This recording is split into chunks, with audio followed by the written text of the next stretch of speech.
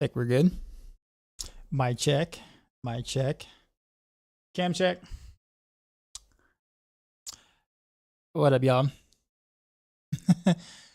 Riptide with the big ganda at the very, very beginning. Actually, you know what? Let me go ahead and let it rip real quick. I only had like 15 less bling than Riptide did, but I still lost all mine. What up, y'all? So this is gonna be a short stream just because I don't really have anything to share. Yes, you could say. And of course tomorrow or Friday. I don't know if it's tomorrow or Friday that the patch notes are supposed to come out. So I assume Thursday. So we'll have more to talk about there when that actually comes about. But in the meantime, no experimentation. I'm gonna actually spec back into my random barrels and just kill some stuff for the sake of killing stuff and hanging out with you guys and stuff. But yeah, I guess we'll have a lot more to talk about. Hopefully tomorrow. Let's get the game launching. You said you believe you read that the patch notes would be Friday? Do you have a link for that by chance, or?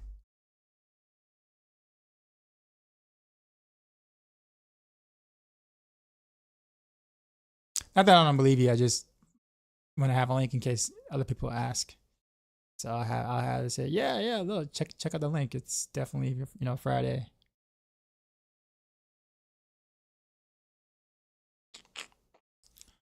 Okay. Also pick up my stuffs. Here we go. I tried to go where you found it. Understood and good. Yeah, man. Yeah. If you could tell me where you found it, that'd be great. Or basically just post a link. Ethos. What's happening, man? Also Darker Dreamer. Darker Dreamer. 68. What's the 68 stand for? Just mildly curious.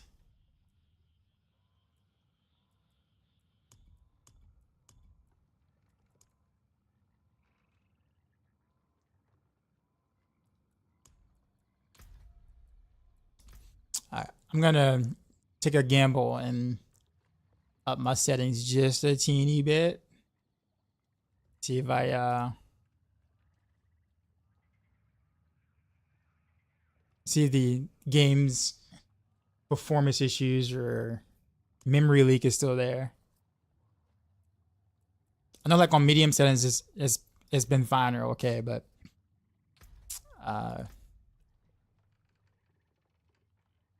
at least while streaming, I'll put it that way. While streaming.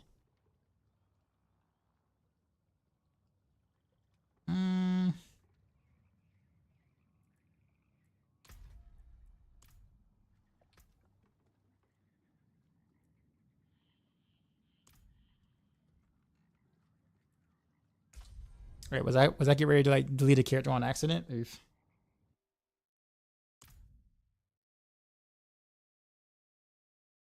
Speaking of which, if you guys have any suggestions, I should probably do it on my Discord. But if you guys have any like suggestions on like games I should consider playing, I'm up for that too as well.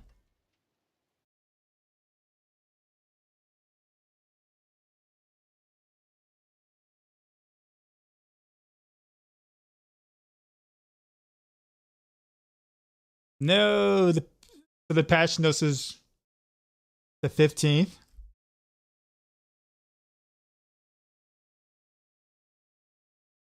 I wonder if we have this on our website. I'm sure we should.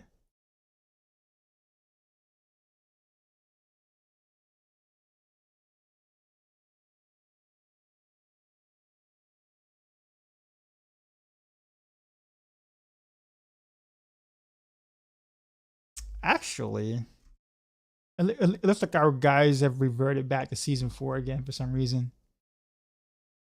So rip, I guess.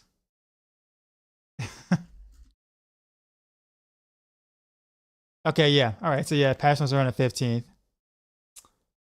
All right. Well, rip.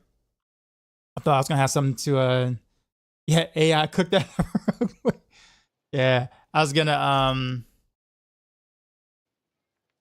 I guess I was hoping to have something to talk about tomorrow, but I guess that is a no. All right then. Well, I guess we just chill for him then. Where's my planner? There you go. Because I got to spec back into random arrows. Because I am done experimenting for practically the season until, well, I guess mid-season patch I might try some pin shot stuff, but I mean, it's just to kind of see where it stands. And I'll probably do combo point pin shot. I haven't done combo point pin shot at all. Any pin shot I've done has been well, it's been spam pin shot or preparation pin shot. Although combo point pin shot is stronger. But preparation feels great though, which is why I did it.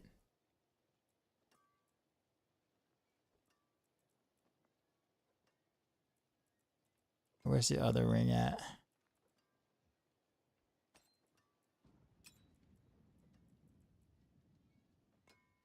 Okay, so random arrow sword. Random arrow sword.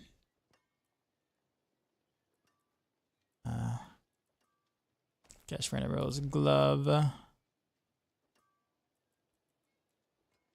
pants. These 4 boots. Actually, what is this? Oh yeah.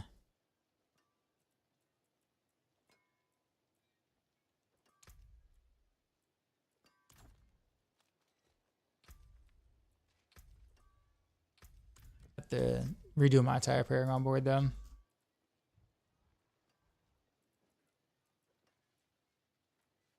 Actually, not necessarily. Not all of it. I could just get away with just,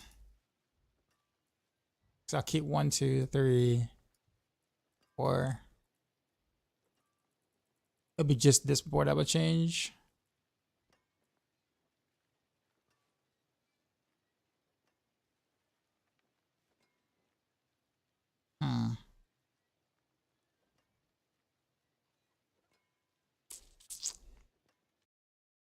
I don't know. When Jay was happening, he said, I think I headed back to Victimize Barrage in hopes that they bug something in the mask with the changes.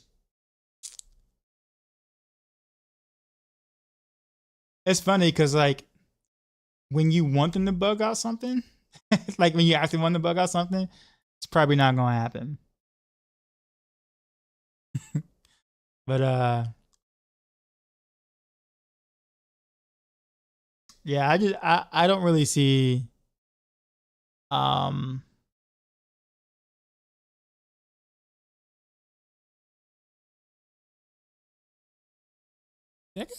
guess most of the Paragon board can stay roughly the same. So I can do West 1, 2, 3. I assume this was 4. And this was 5. If I do Deadly Ambush 5th, will I be able to get all the nodes? I'm assuming the answer is yes.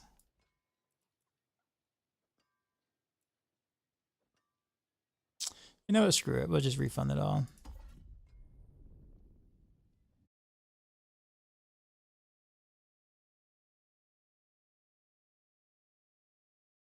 Yeah, don't put that on me. Oh no. I'm not trying to put it on you. I'm just saying like,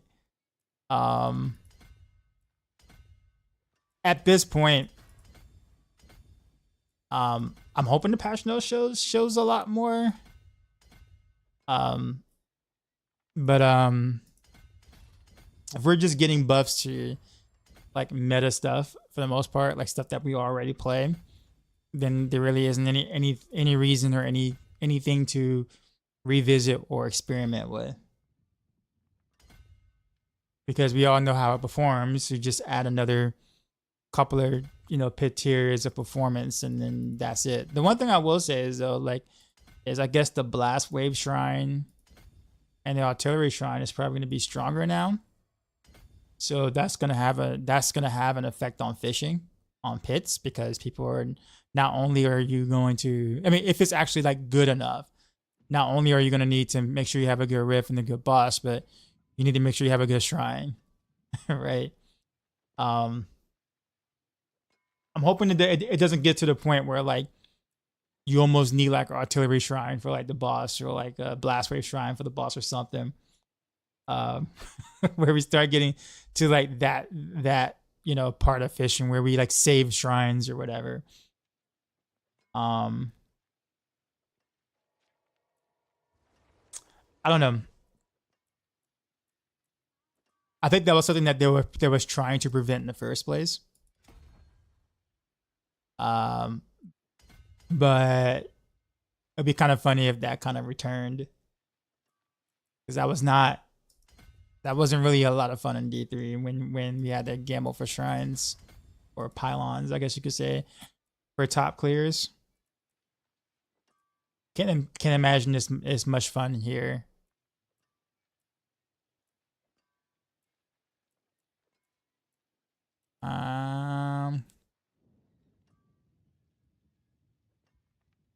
Be 7-minute boss fights. Well, that's the thing. I think the boss fights will still be that long, because that it means that we will climb higher, but we'll need more RNG. So basically, it'll be boss fight will last 10+ minutes without the shrine, and it'll be 6 minutes with the shrine. So we will get to that point. So the only thing that happens is that we just raise the ceiling a little bit, but then make pushing even more degenerate than it was. So we'll still have the same time boss fights. It's just that the goalpost has moved. Yeah, you see what I mean? It's just I say this as someone who's obviously did it and seen it in Diablo 3. Like, those boss fights would be a lot longer if we didn't, fish for power pylons for bosses, right? And some clears you just couldn't clear in time without it. I got everything here.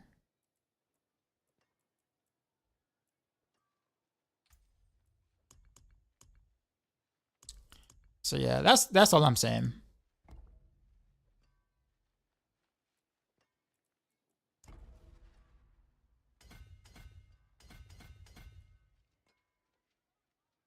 But what up, Gus? I think it's been a minute since I seen you. How you been?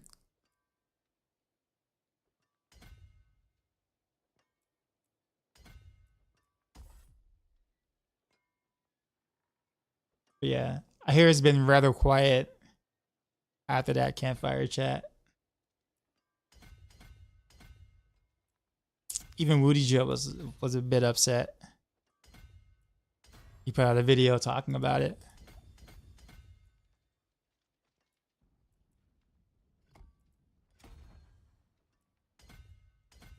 But I guess at that point, it just depends on your perspective at that point in terms of what you were wanting and or expecting to happen, right? Like what you want out of the game, per se.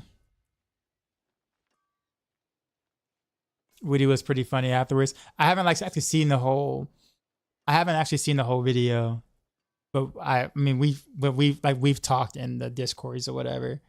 So when he put the video out, I pretty much already knew what he was going to be talking about.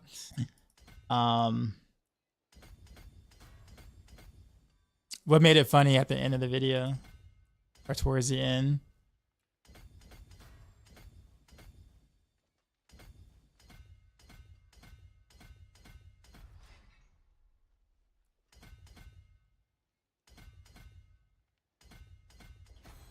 Yeah, it was pretty much exactly what you expected. I mean, I think at this point to kind of take a little more risk and making some changes for mid-season to kind of shake things up a little bit versus kind of buffing meta things that ultimately don't matter at the end of the day. And most of the meta things that you buff are usually meta because of some sort of bugs of some sort. So you're not really fixing the underlying issue. You're just basically buffing.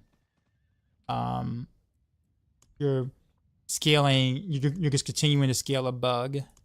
So people or bugs, sorry, on each class, so people can have higher numbers, and then kind of say that that's a win, but you're not really addressing the underlying issues with said things on those classes. Now, granted, maybe in season 7 they might, and that might be the big, the big old shift there. But if that's all you were gonna do in a mid-season patch, I mean, at least what was presented on the slides, I'll put it that way. We still have yet to actually see the whole thing, all the patch notes or whatever. But I would say the slides leave a lot to be desired at the moment.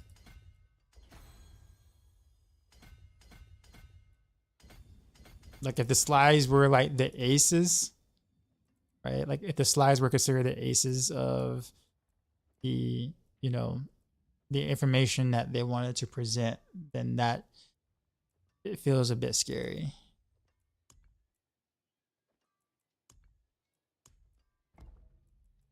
But you never know, I guess.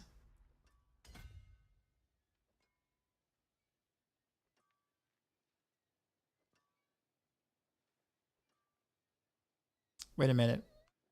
I don't see YouTube. I wonder if YouTube is here. YouTube, you here? Actually, wait a minute. I'm about to find out.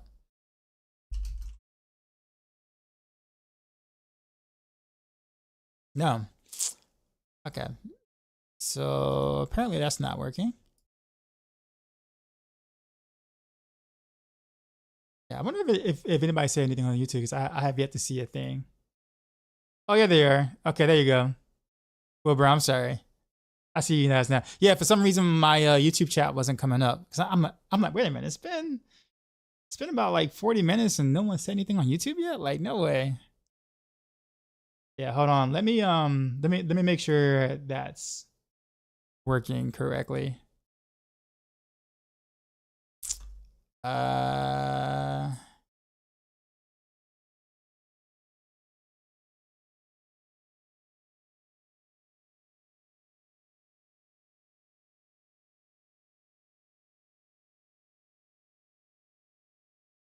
I wonder what.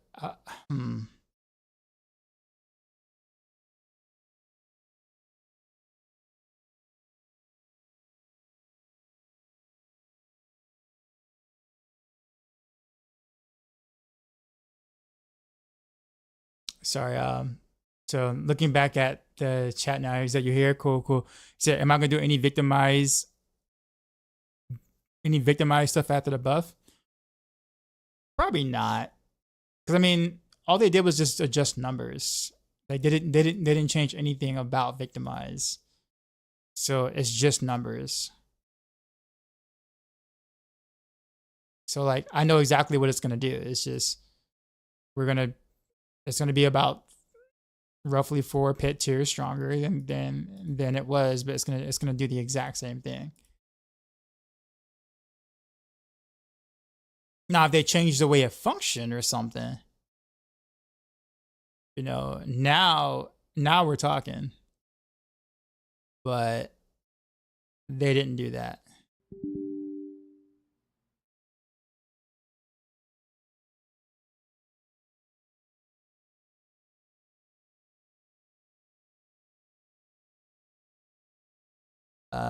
Okay, hold on. Trying to get YouTube in here. Okay, I think we got it.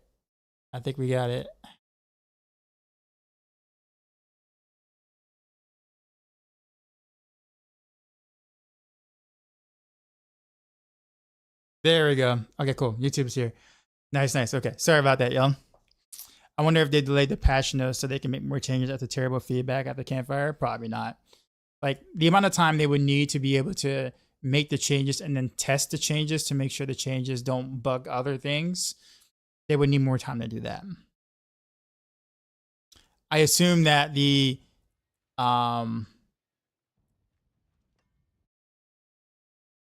your delay is basically just making sure it gets out to all languages, basically, and that they just released the notes earlier than they were prepared to actually. Sorry, they talked about the notes on the Streamfire chat earlier than they were, able to actually release the notes physically. So, yeah, I don't see them making any new changes that they weren't going to.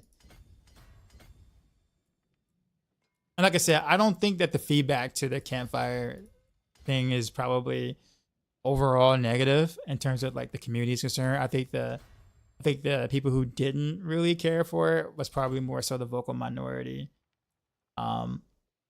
Simply just because for anybody, like let's say who's playing Spiritborn, them not getting like, no bug fixes and of course they get buffs to other things, it's a W for anyone who's playing Spiritborn. So like, since that's over half the population, I would assume that most of those players don't care about the other stuff and that they're happy that that's staying in the game, right? So I can only imagine that most players are probably okay with the mid-season patch.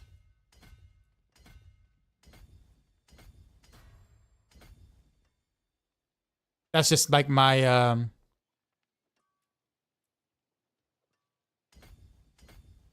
we're like one pit tier higher for Victimize.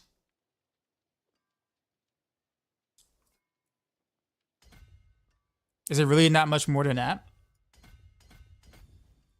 Assuming like taking into account the double dips and stuff like that. Because like that's kind of what we had to do with precision and the trick attacks and stuff like that too, right? Whereas like it's a small buff, but it's slightly bigger with all the other dipping that kind of goes along with it. I mean, not slightly big. I mean, just like a teeny bit. But you might be right though. It was a slightly bigger buff for precision than it is for Victimize. But I guess the point is that why did we buff things that were already being used? Why did we do that?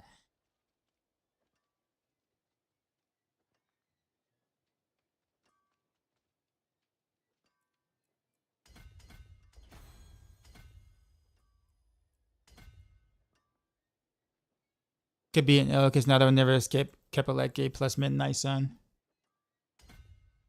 Well, I kind of already talked about this already before, but I just feel like. But what up, Lexi? By the way, I do see you there.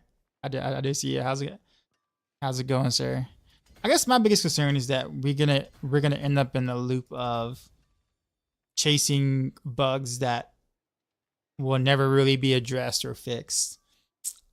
If the philosophy is to just let them roam wild, because we're just going to come up. Because like, let's be honest, we as a player base are gonna come up with we're gonna find exploits every patch. It's just gonna happen, and I don't know if the answer can always be, oh well, too bad, or the answer is gonna be, well, I guess they found super OP mega buggy thing. I guess we'll just wait till next season to address it, and then like you're literally just always chasing bugs every start of the season, basically. So you never have a grasp or you never get a hold of it. And that's bad. Well, I'll put it this way. I'm gonna say it's bad per se. I guess it just depends on like your perspective of, your view of the game. But the thing is that people want a ladder. They want a leaderboard. You can't have a leaderboard if bugged, unintended interactions are going to rule set leaderboards, because then you're never going to have fair competition in that sense. So like, what do you do then? Do we just say, oh well, I guess leaderboards are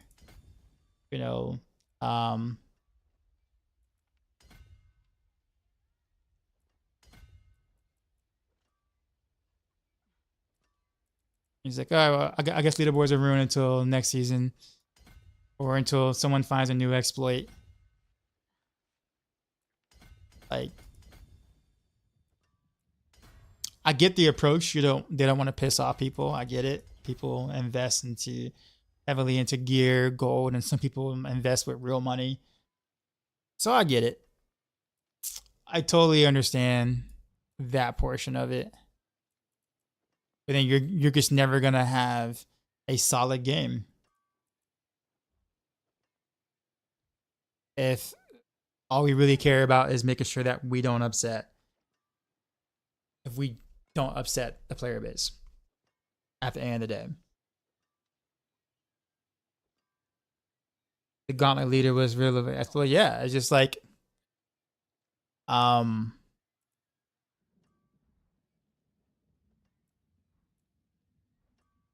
so I guess I wonder if, like, and this is just, you know, an opinion, I don't really know, but I wonder if the reason why we don't have a leaderboard for anything right now is because they know this. They know it would be a problem, because if exploits are going to be the way they are and they're going to run rampant, then that's going to be a problem for leaderboards. So I guess it's just best not to have them, because they're not going to do anything about the outliers. So that's not good. Well, sorry, that wouldn't be good for a leaderboard-ish based competition. So, but hey, you know, we have our, you know, builds that do, you know, 50 zillions of damage and stuff.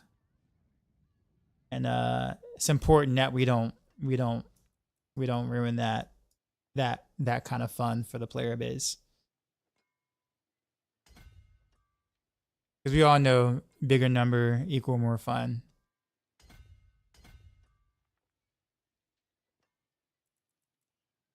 Let's see, I forgot where, like, the last little bit of points I can put.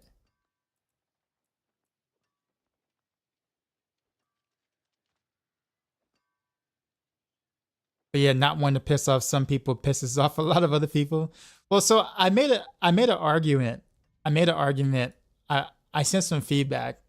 Oh, just bounties not giving resist. It does, but you have to proc it. So you have to, like, proc the node for it to actually give the resist. It should work that way. I'll put it that way. Parents, what's going on? Did I do anything exciting for any class? According to the Campfire chat, no. Oh, sorry, Campfire stream chat, no. But we don't have the final patch notes, so we don't know at the end of the day. But the Campfire chat did not give a good first impression going into what the patch notes might look like. I'll put it that way. Ron, what's going on? Way too many bugs in D4. Very much so, man. Very much so. I personally feel like that should be priority. Because in my opinion, that's, like, one of the things that's, like, really holding the game back from being like great. It's just way too many things that just don't work. Don't work, or should work, but don't work, or tooltips, you know, not really having any meaning because, well, you know, tooltips end up being inaccurate for whatever reason. But if we're with so many of us playing without runes, it could skew rankings in favor with those who do. Well, the runes don't really have that big of that doesn't have that big of an impact though. And I'm pretty sure if they did leaderboards, there will be an internal leaderboard and a seasonal, or sorry, a expansion leaderboard and a non-expansion leaderboard. They wouldn't combine the two.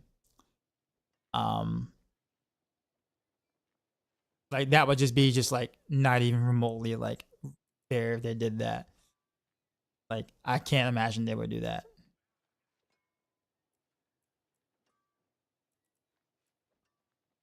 At this point.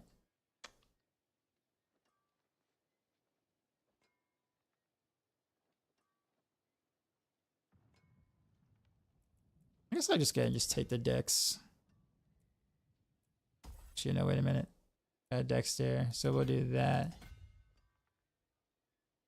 I'm just putting points randomly now. I don't even care. We'll get a dex there. I guess I'll pick another dex there. Strength.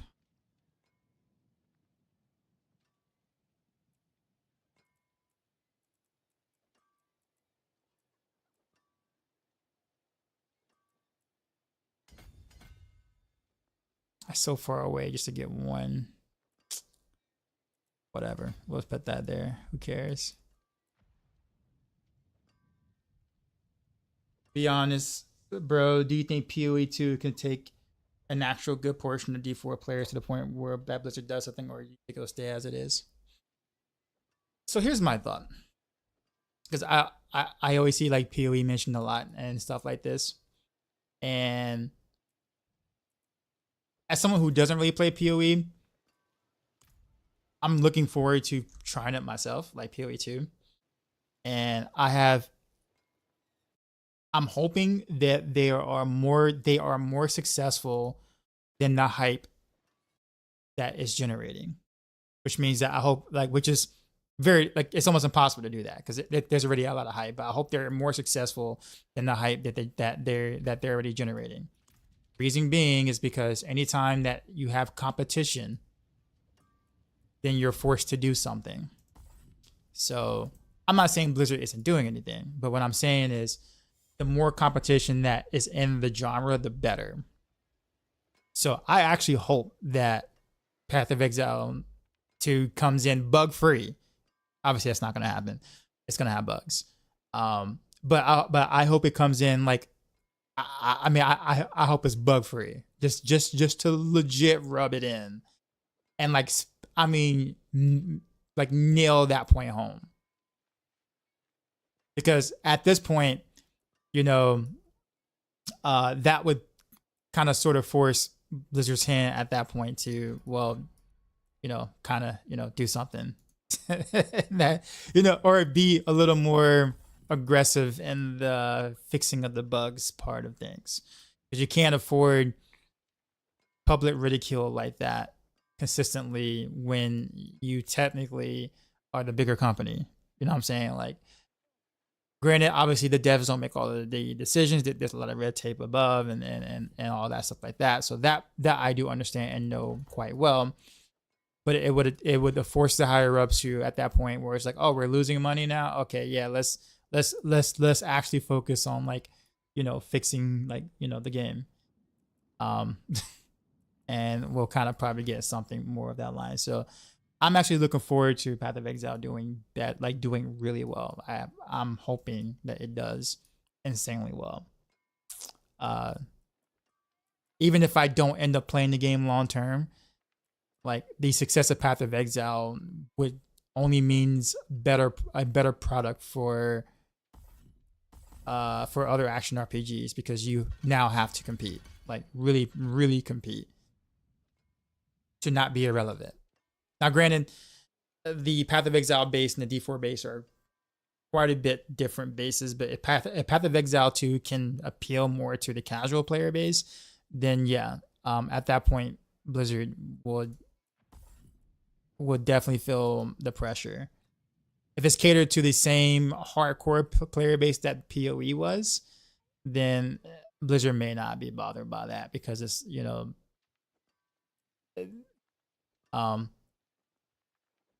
but we shall see.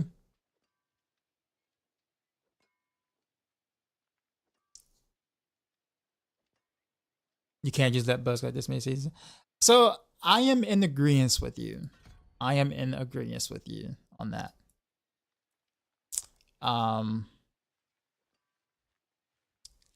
With that being said, though, I mean, things will get better. I mean, things will get better over time. I just feel like, sure, you can add more content. Sure, you can add better systems and things, but the underlying bug stuff is just really, really, really, it eventually just nags away at your player base. You know, you can have a gajillion different systems for us to play around with, but if half your game is bugged all to all hell, then at some point people are just going to get tired of that. Myself included, right? Don't get me wrong, I enjoy playing the game. I love playing some of the builds I play. You know, but even I get to a point where I'm just like, all right, man, like this was fun, and you know, up until the point where I'm kind of stuck because, well, everything else I want to try is either bugged or it doesn't work, and it's just really not exciting to theorycraft. It gets to a point where you're just not excited to theorycraft anymore, in a sense. At least for me, I can't speak for everybody, but for me, it gets to that point.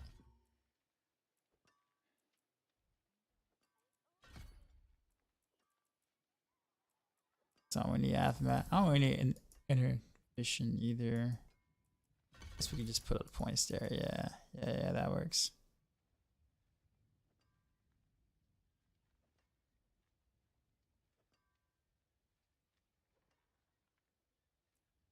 But I will say this though, even if they are going forward in content, like they're going forward in content, they're moving forward with itemization.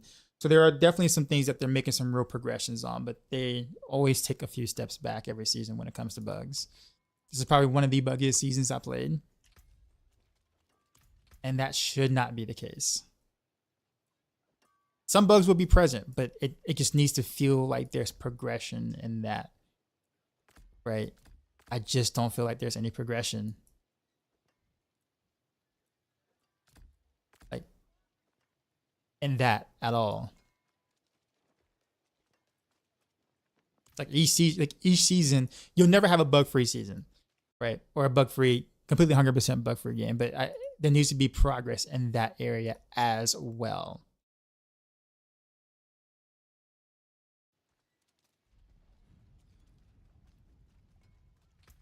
In my opinion. Again, this is just my opinion. I know not everybody feels the same way. I get it. You know, nothing wrong with it. But in my opinion, I feel like there needs to feel like there is real progress in that area too. 69.9%. Great. That works. If I die, I'm blaming it on that 1%. I'm telling you right now. Just want to trust the tooltip. I get it, man. I get it. I 100% get it, man. And the thing about it is that like it's not even a tooltip for me. I feel bad for like when I think about the tooltips not working and like not doing what they're supposed to, or being like what do you call it?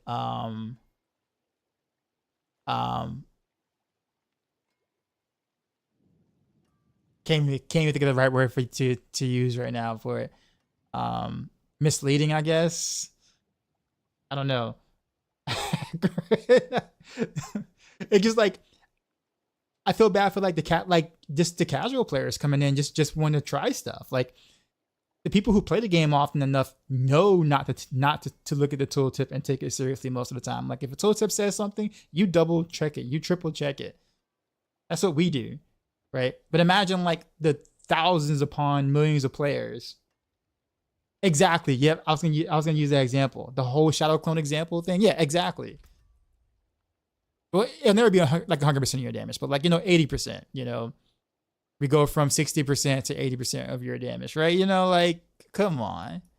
And people actually build around this, and like they waste their resources around something that legit doesn't even work.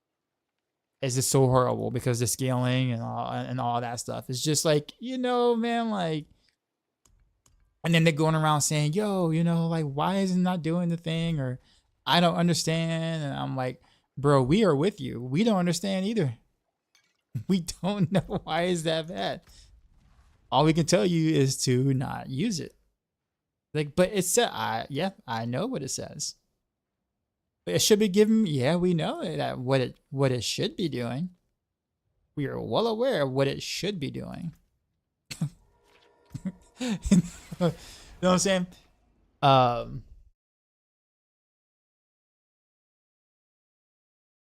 think I probably spend half of my times in DMs, honestly, when it comes to doing build guides, having to explain stuff like that.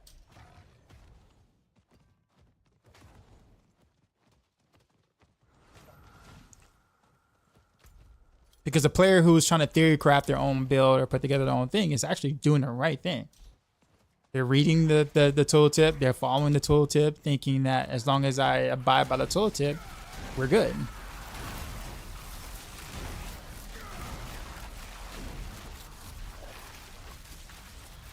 Hold on, do I even have all my stuff right here? For sure. I should of course throw here. There.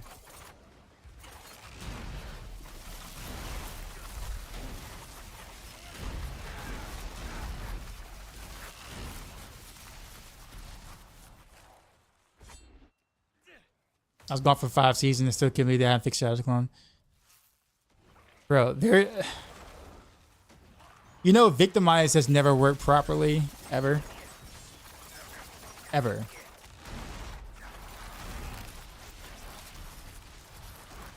I can mention some other stuff, but like, yeah, Victimize has never worked correctly. It's always been bugged. It's either been bugged for the betterment, which was season 4, or it's been bugged where most things just didn't work, which was every other time except season 4.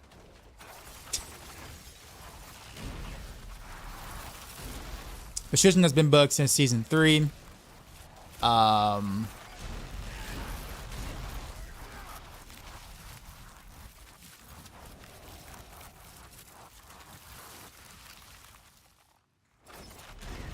What? It's been 2 seasons for trick attacks now, right?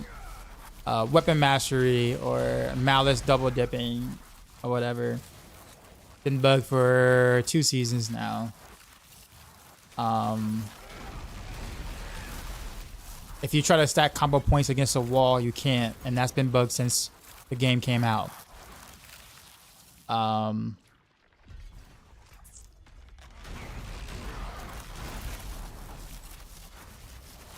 Endeavor, what's going on?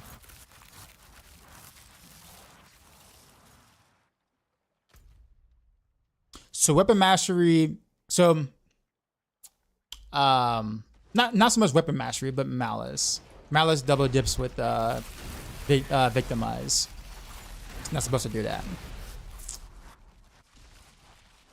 It's been that way since season 4.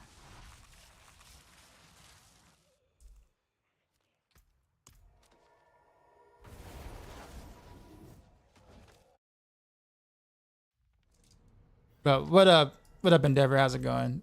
Actually, Endeavor, humor me. What game are you playing? What games are you playing now? Just out of curiosity, like, what are you into now?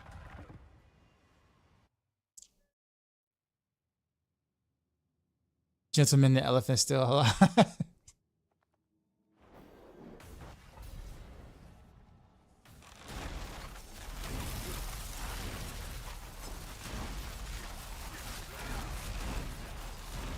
But anyways, I guess what I was gonna say is I actually did send some feedback, but I sent feedback in the sense of for things that I particularly don't care about, but that I have realized that was a kind of a big issue for other players. So you know how Blizzard said that they would adjust something or they will fix a bug if it hindered other players' experiences. Remember that? Remember how they said that? And then they also said that in the Campfire chat as well. That like if it's something that really hurts the players or whatever, that they will make the necessary changes so therefore it doesn't affect the other players. Well, they kind of forgot about the whole party finder thing, because people are having issues finding players to play with, because if you don't play Spiritborn, more likely than not, you get kicked from the party. Why? Well, because Spiritborn is just that broken. Why play with other classes for it to take, 10 to 12 seconds to maybe kill a boss together in a casual group, where you can literally just have one Spiritborn and have it one-shot it. So from an efficiency standpoint, I totally get why people are getting booted. I don't agree with it, don't get me wrong. I do not agree with that happening. But the point is that it's happening. So you have a brand new feature of the game, right? A brand new feature in which a lot of your casuals cannot interact with, that just want to play with people because you have a class that is vastly overperforming compared to other classes. So technically that is affecting the player base, right? So if that's the case, then wouldn't that have given Blizzard more of a reason to maybe make an adjustment somewhere?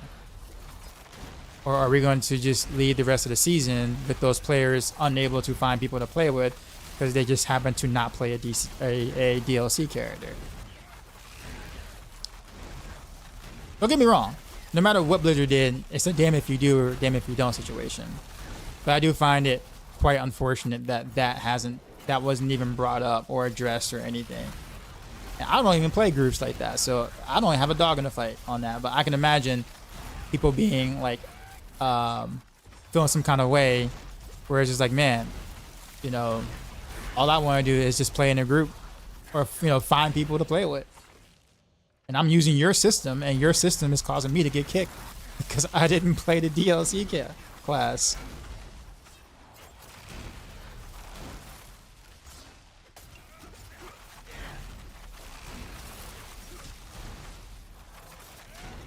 Like, I don't know.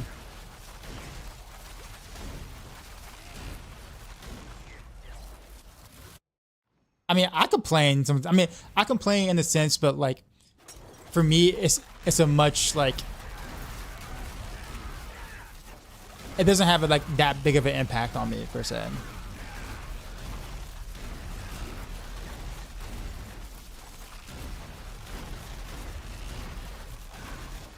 So like, for instance, like my only issue, I guess my issue when playing in groups of Spiritborn is that like, I just try to make sure I don't have too many Spiritborn players in the group so I can feel like I'm doing something. Like, let's say an Infernal Horde or Pit or whatever.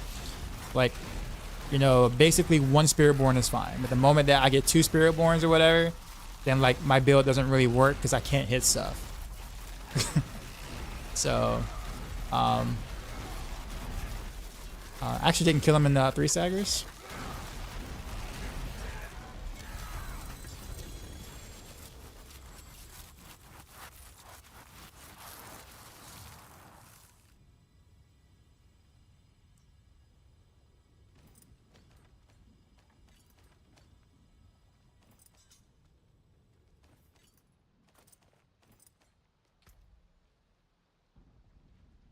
Yeah, so like,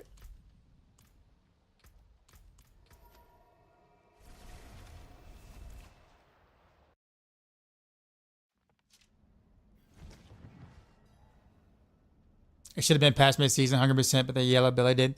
I guess they're just scared of they're scared of the backlash that they got in preseason when they actually did fix stuff.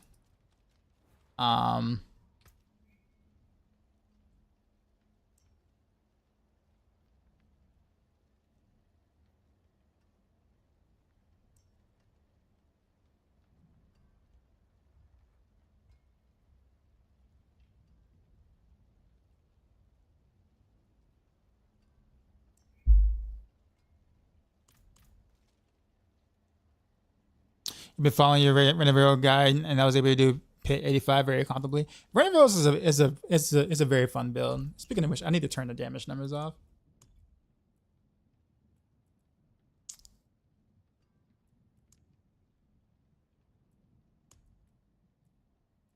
Actually, you know what? The buff effects are fine.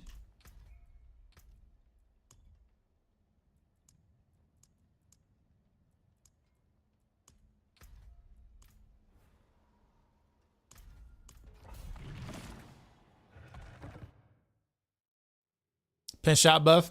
I'm gonna try some pin shot when the patch actually comes out. So I will try. I mean, it's gonna be the same story. It's just it's gonna be horrible on single target, good on good and as AOE or whatever. And then yeah, it just all it means is that it's just gonna do like slightly higher pit tier than it did before. That's it.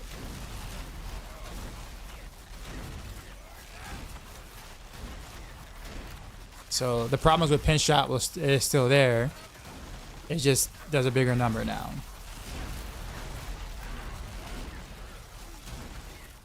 Again, we don't have all the patch notes, so I can't like completely judge.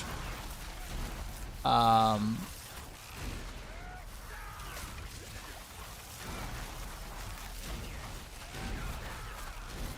don't think Endeavor actually answered my question.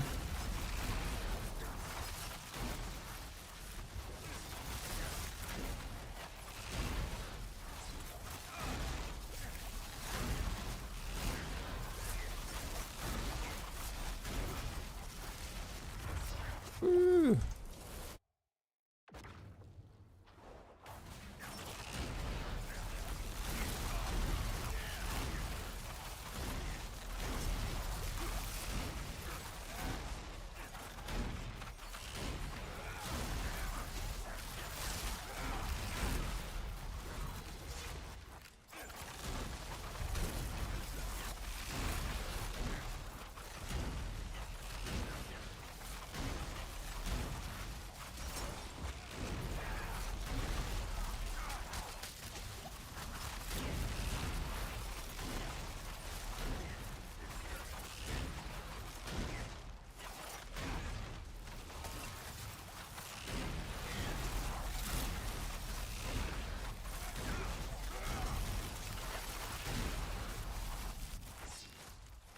I'm not talking about the backtrack so much.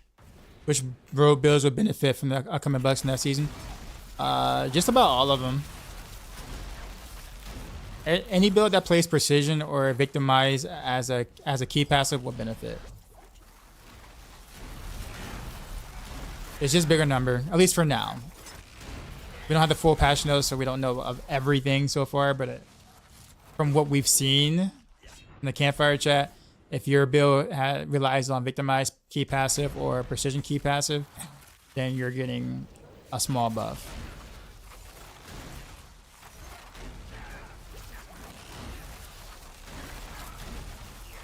Also, Flurry got a small buff and Pinshot got a small buff. But it's just number tuning at that point. So nothing has changed about the builds.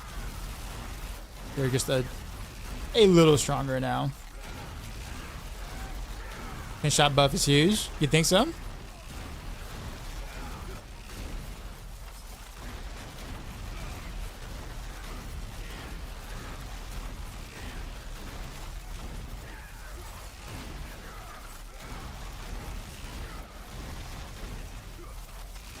Mr. Answer on what now you said?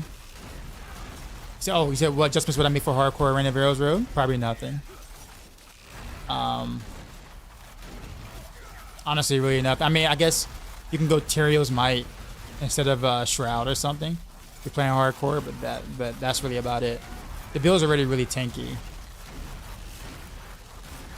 Or if you want to keep your Shroud because you don't want to lose all that damage, obviously, then just go for health instead of dexterity on pants and ring.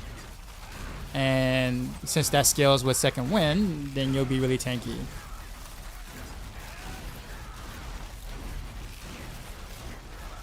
Freaking Mother's Judgment on 90 for sure.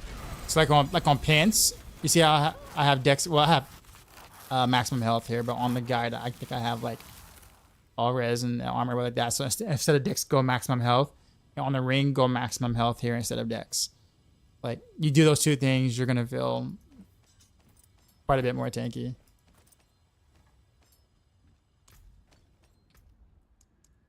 Can I even level these up anymore? They're all 5% chances. Yeah. Sure, we'll try. Broke on hardcore. You say, Don't get me wrong. I will try a pin shot thing next week though.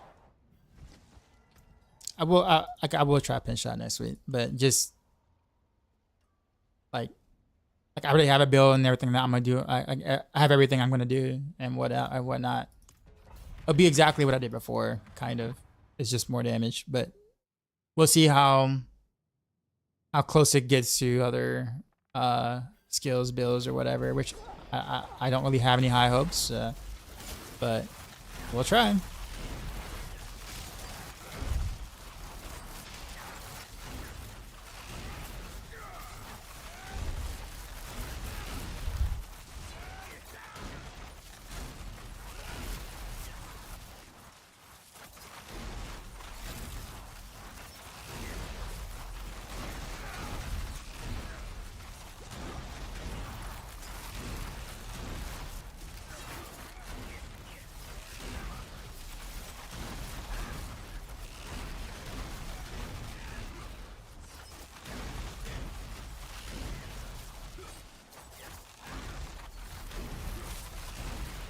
Does boss get chill, frozen, stun, or daze?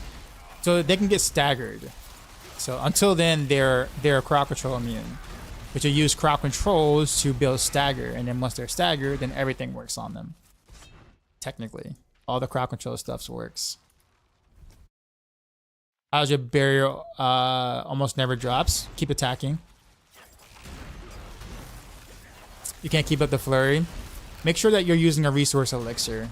That's a very common thing that people kind of forget to do in this setup. Resource elixir is very important.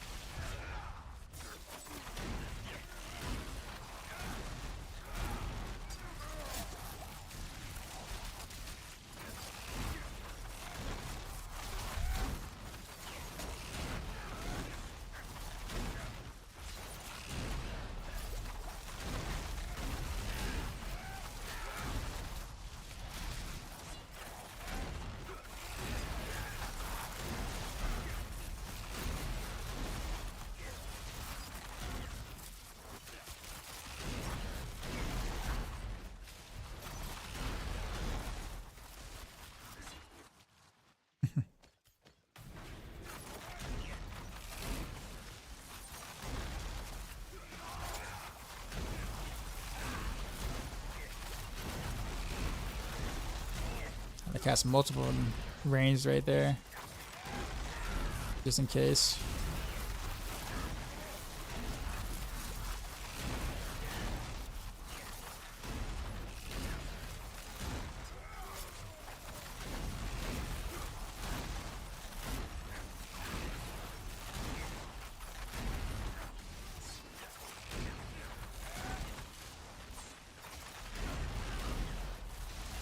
I need to grab some of these potions.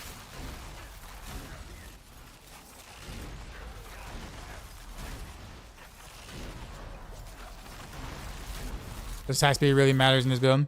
Well, I mean, you can only really get it one place, and that's like, well, one place without hurting yourself, and that is Starless Skies. So you do want to masterwork attack speed there. Outside of that, no. Like, you don't like try to go out of your way to sacrifice other stats for it.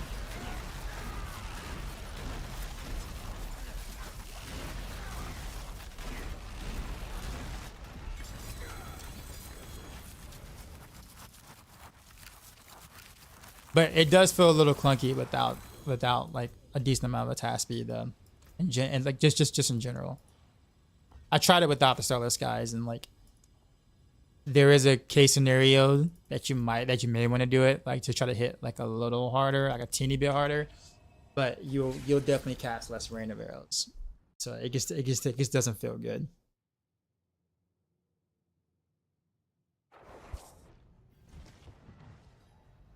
How trivial is it to level a second character if you got Paragon points?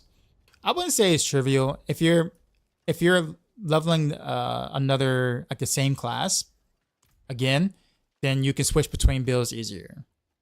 Like, that's the kind of the main perk selling point of doing that. So therefore you can switch between, like, let's say you can have a character that's just for Victimize builds, or a character just for precision builds, so you can not have to change your Paragon board or whatnot, or even like much of your gear and things. So you can make different characters for different builds, but you do have to level your glyphs up again. So there is that.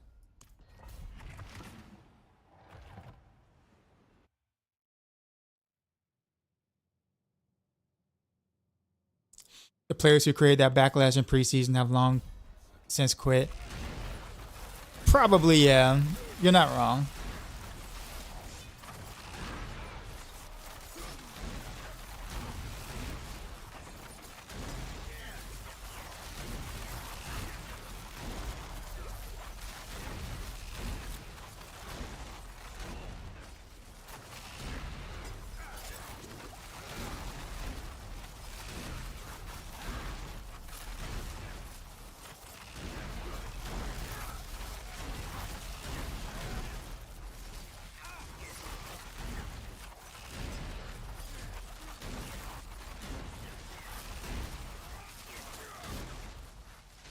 Why does my screen go smaller? What do you mean? Does it seem like I'm zoomed in more? Is that what it is?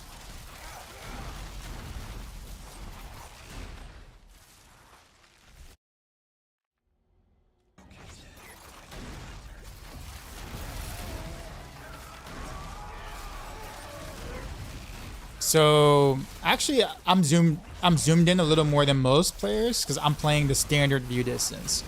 So there's a option under gameplay or graphics of gameplay. I think it's graphics, where you could change the view distance.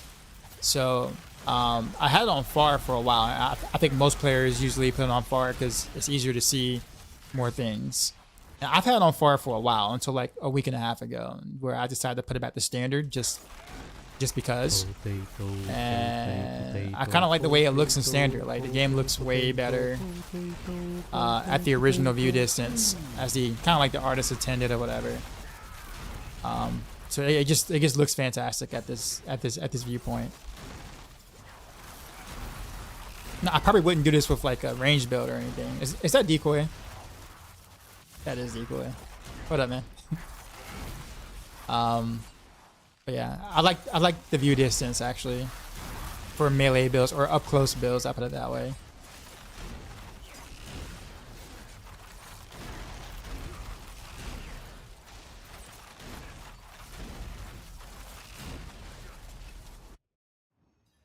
It looks more zoomed out than normal. You think so?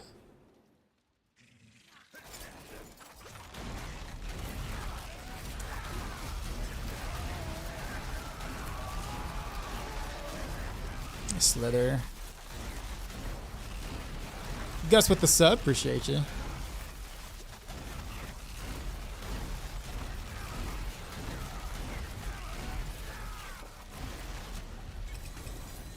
Yeah, so I'll show you that actually at least that shouldn't be the case. Hold on.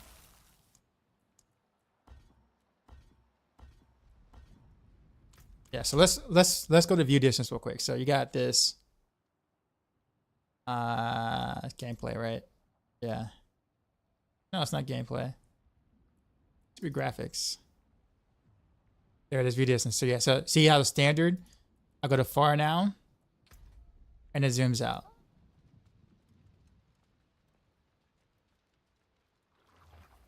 See, there's Twitch random stuff that goes. Oh, you mean like the side ads and stuff? Oh, that. Oh yeah, I have no control over that. That's something that they implemented some time back, and sometimes they do it, sometimes they don't. Got the random arrows build I'm running? Yep.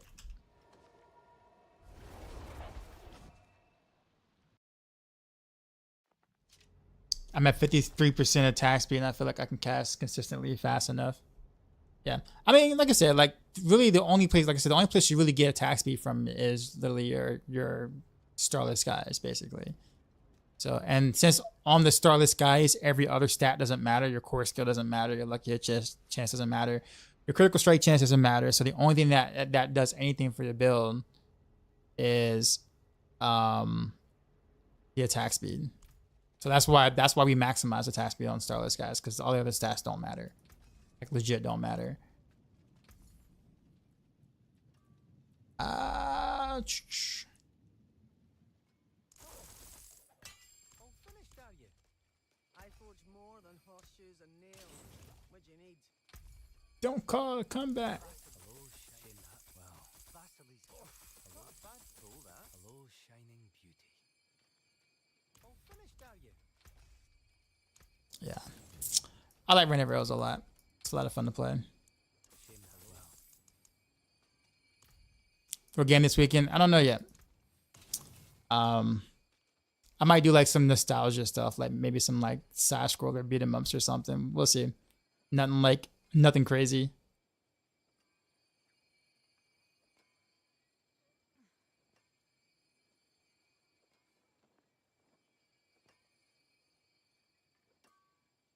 Why is that 150 energy so important? Basically, the more energy you spend, the more cooldown you get from your cooldown reduction you get from your preparation. For the most part. So if you hit 150 energy, then you're able to do a 1-to-1 ratio of Flurry to Rend of Rails, basically. Without 150 energy, then it's going to require you to do 2 Flurries to 1 Rend of Rails, which isn't bad per se, because it means that you'll have a higher chance of proccing precision on the Rend of Rails every time. But since Rend of Rails itself can also stack precision stacks sometimes, you mathematically end up better doing a 1-to-1 anyways, regardless. So that's why the 150 is important. Reader's Rewind comes out December. Yeah, but I guess by the time December comes out, I'm gonna be probably playing PoE 2 early access or whatever. I'm pretty much sealed my fate. I'm gonna have to spend the money and get it.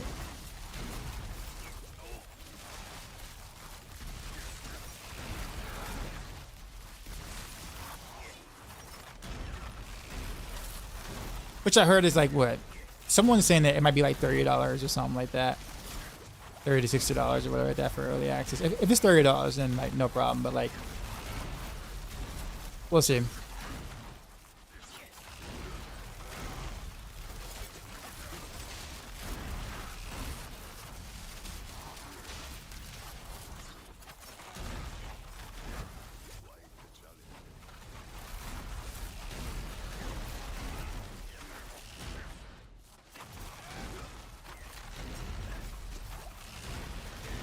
Does the task speed decrease the amount of arrows from Rend of Rails? No. Nope. But it does make the build feel a lot smoother though. Like you're obviously in less lag time or whatever when you cast your Rend of Rails. Same thing with Flurry. So your animations, you know, you can cut your animations shorter. Just like with normal skills, I guess you could say.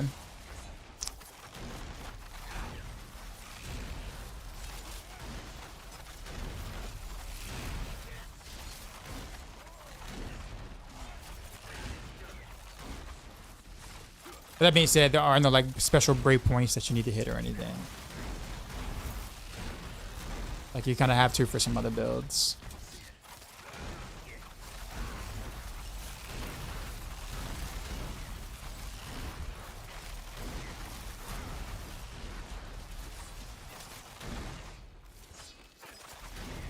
Oh, I didn't kill you guys?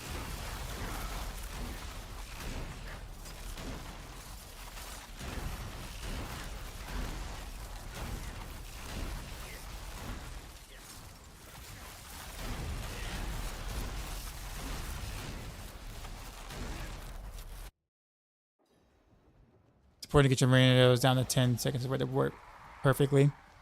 Well, yeah. But that's just following the planner at that point, right? And getting a GA on Rend of Rails cooldown reduction will get you there. Like, so that's like pretty easy.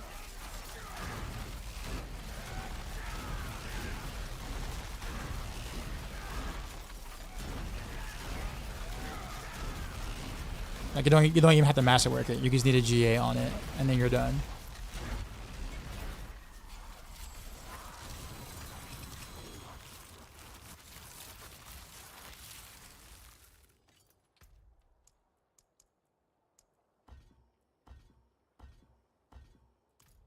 Hello. Oh, whoops. You got a baller 2 GA Skylander today? You thought it was never gonna drop? What was the other GA on? Or I guess which GAs did you get? You've been so desperate you're playing Hearthstone.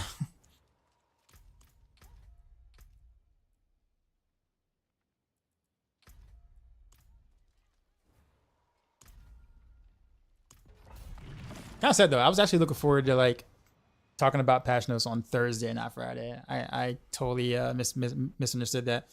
Am I gonna do that still? I did it once. I don't feel like doing it again. Honestly.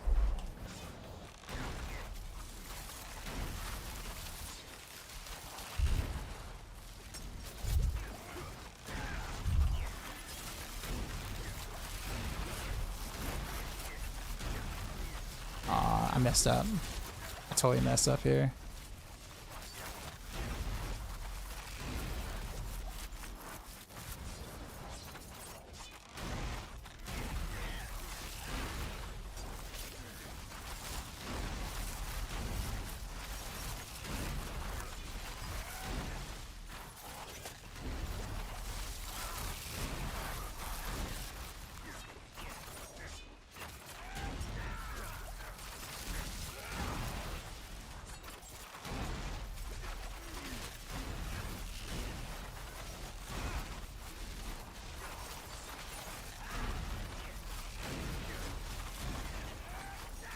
Oh, my elixir is gone. No wonder this felt a little weird. There we go.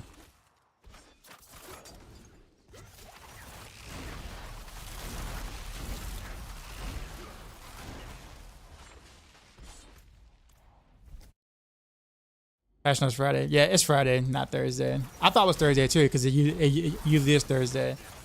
Yeah, but it's Friday this time.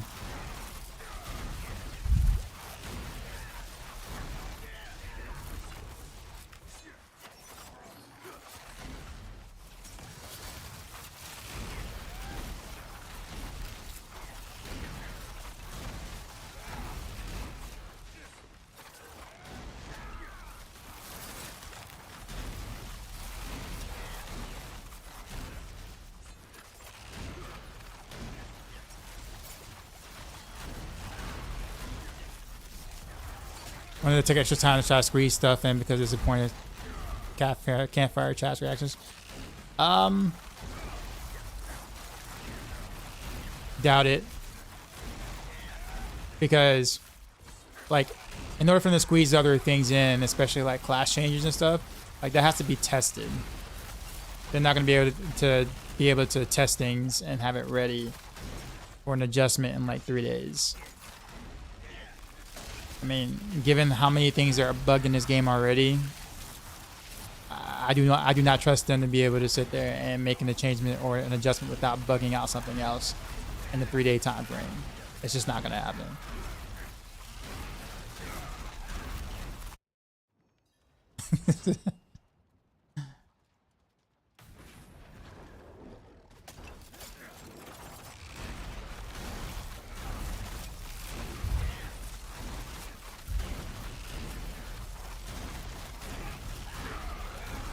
So I messed up my rotation here.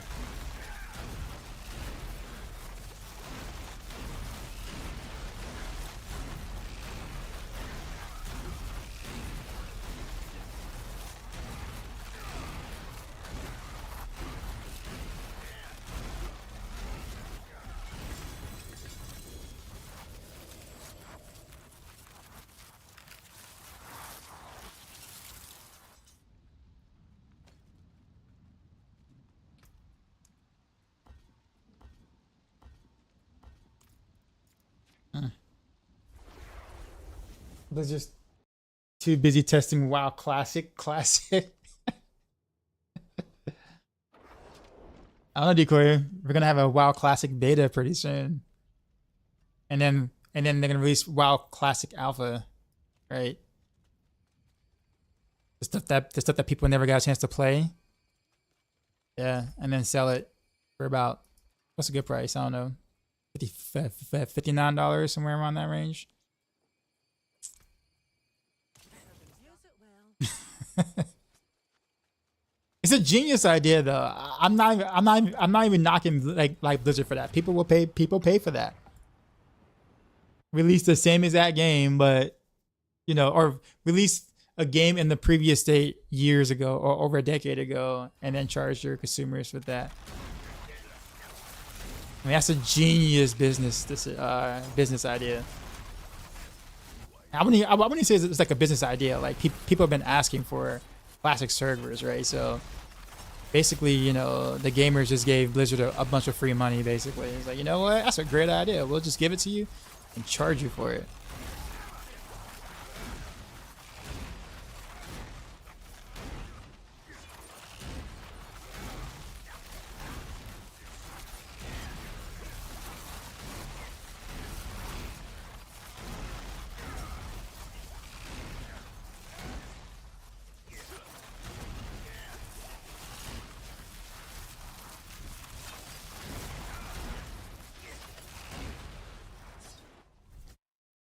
It's the best way to gear up GA on legendaries.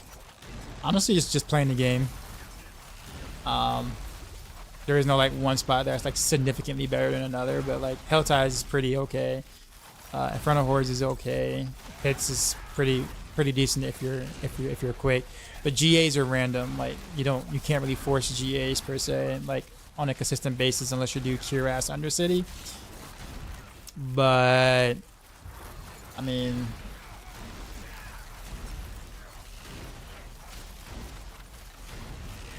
yeah, but there is no like GA spot for you to like sit in and you get better GAs or more GAs per se.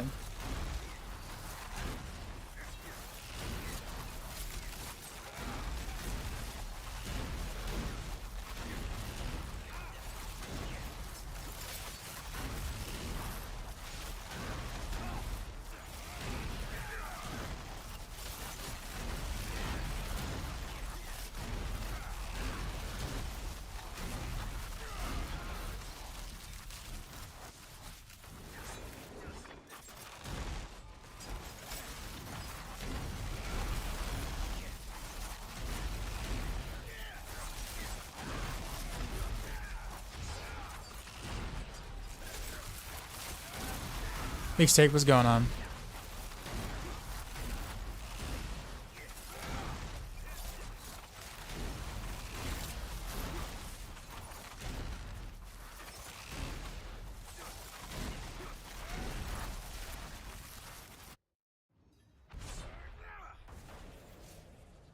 Blood Bishop.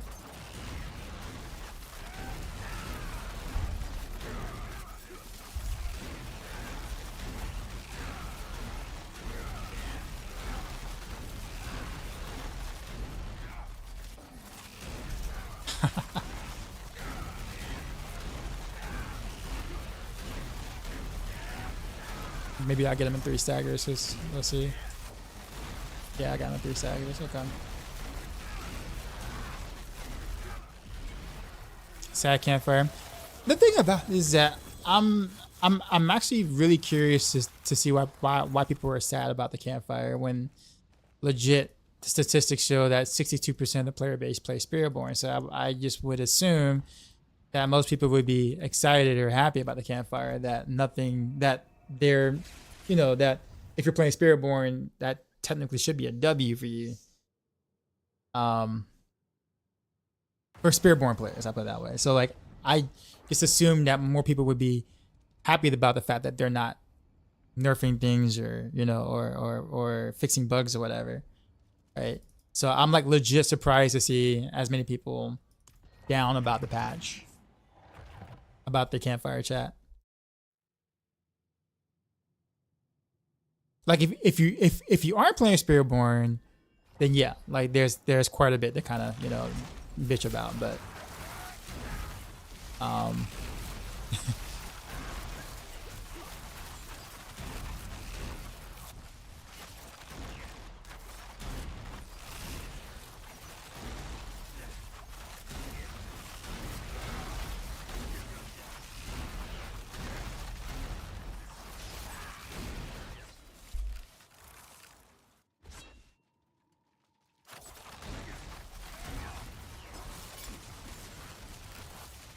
God, that thing happens so quick.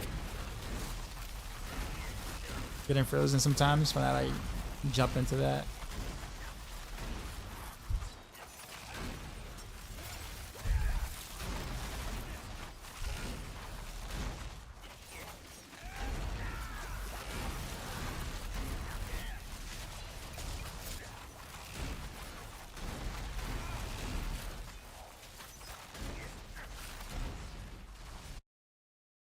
To start playing, what do I do with legendaries? I can disenchant and learn that aspect. So what can you do with them? So they go into a thing called the Codex of Power, in which you can imprint them using the Oculus.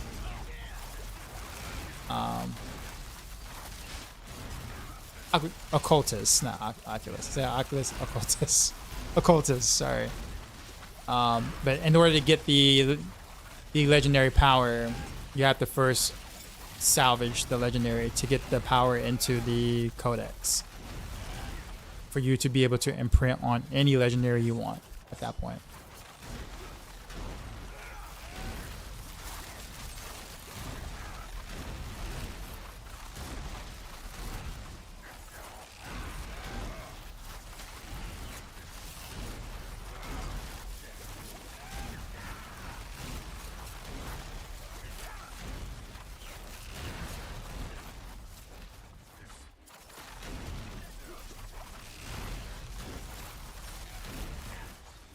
There's very little of that. They could have as a mid-season patch that would have made the mass echo chamber audience happy. Well, very much so. I mean, it is a pretty much damn if you do, damn if you don't. But I will always side with a decision that would be better for the game versus what appears to just be playing the fun uncle and then putting a band-aid on things that you truly need to fix. But with that being said, regardless of where route you go, it's not going to play out that well. Just because of the nature of things on how messed up things were or are this season. So do you salvage legendary at the blacksmith? Yes.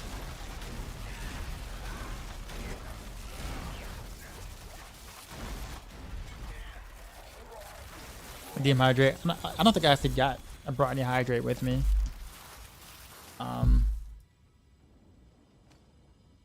only got like a little bit left in here.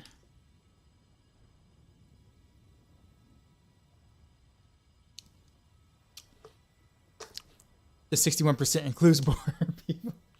High pit envy.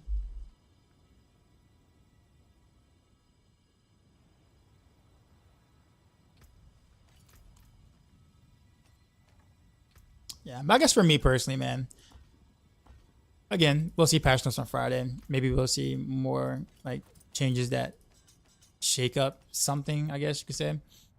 But given that we don't have a leaderboard or anything in the game right now, we have like no leaderboards, no sense of competitive anythings. I guess was kind of I'm kind of expecting more things that would change up the mid-season, like shake up stuff. It's like, okay, it's been a month and a half.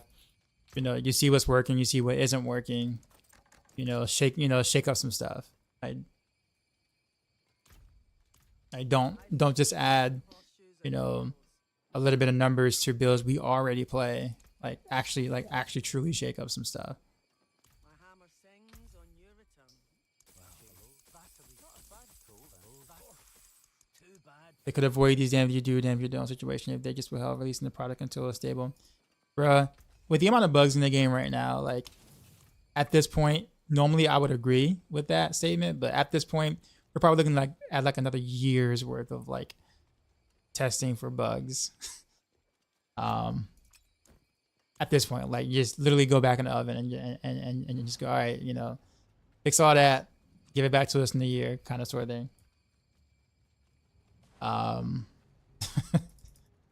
But yeah.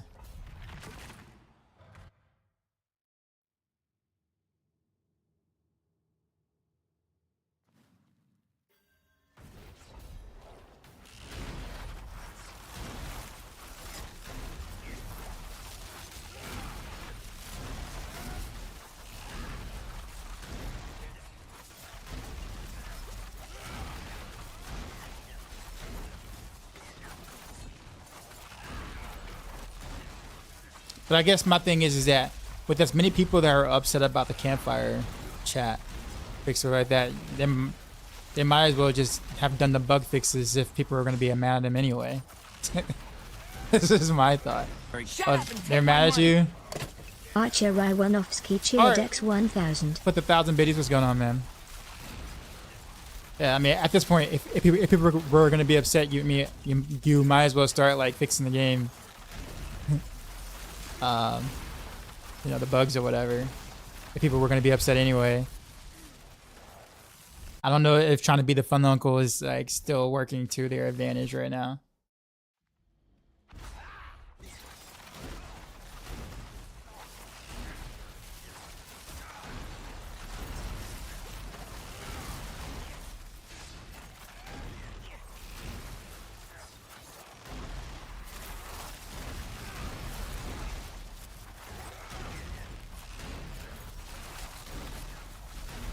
Also, what I do find quite interesting though is that like, and I called it. I did call it, right? I said there were, you know, even Spiritborns are gonna get some buffs or whatever, right? But what I do kind of find quite hilarious is that like some of the buffs they're getting to underused things will still be underused because they don't have as many bugs associated with them. So why would Spiritborn players who are doing zillions of damage purposely play something to do considerably less damage? If they're already dealing zillions of damage.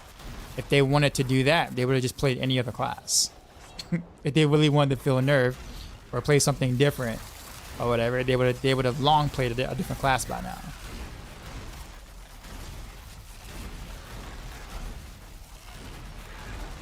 So I don't know how much data you're gonna get from people trying out different things.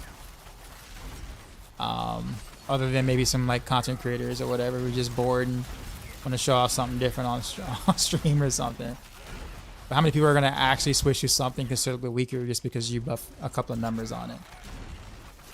Unless a new bug comes, right? Maybe they do test it and like a new bug gets discovered or something.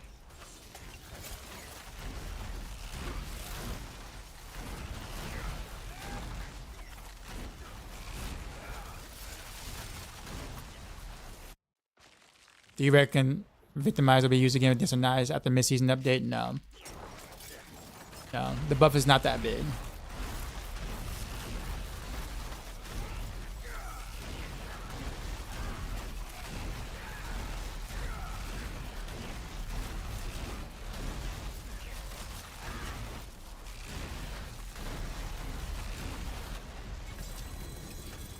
Is Quill Volley still the absolute best build in the game? So, yep.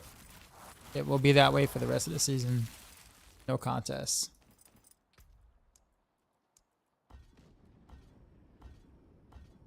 Devs come off looking scared of the player base, which is a bad look. It definitely is a bad look. At the same time, with the amount of people that were upset with how they approached season 1 with the vulnerable and crit damage changes, despite us being stronger in season 1 than we were in preseason, even after the nerfs, the amount of backlash they got for doing that makes them afraid of doing anything like that, you know, anymore. Which sucks because stuff like that kind of does need to happen. Like if it means a better game, it means a better game. It just sucks that they didn't catch it before they had to do all that. So you can, you know, rant and be upset about that, like I was, right? Like, bro, like this like these things were problems back in beta, and like you've released a game with this there. So yeah, people are gonna be upset, but at least, you know, I was upset of how long it took them before they actually did something like that. But the fact of the matter is that it has to be done. So, you know, you do what you gotta do, people get upset, and then, you know, move on.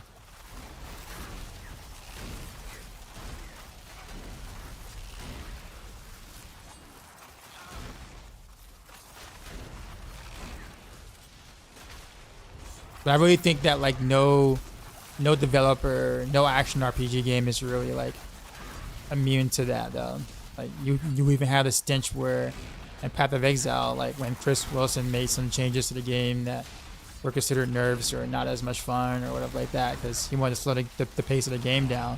Like the amount of people on like social media like that were like cursing Chris's name at that point, and you know, saying they're gonna quit the game forever now. Like the game's just to terrible shape now, despite the fact that it's been in great shape 99% of the time. You know, one controversial season where he wants to try something a little different, and literally the entire community like turned his back on him for that one time frame. And it's like, wow, like even when the devs do what you want them to ask them to do, you know, they can't like, you know, step out and try to do what's best for the game without literally the, you know, your mainstream influencers being pissed at you for doing so.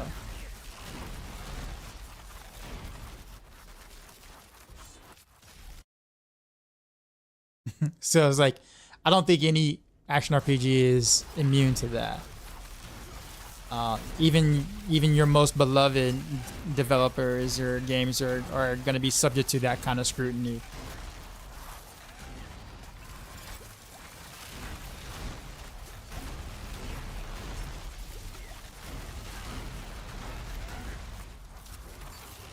Even if it is better for the game, which people actually admit it. Like some of the changes were actually better for the game, but people just didn't want it.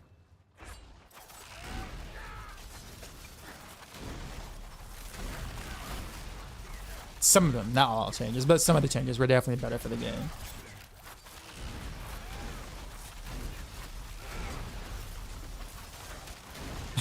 The booty, what's going on?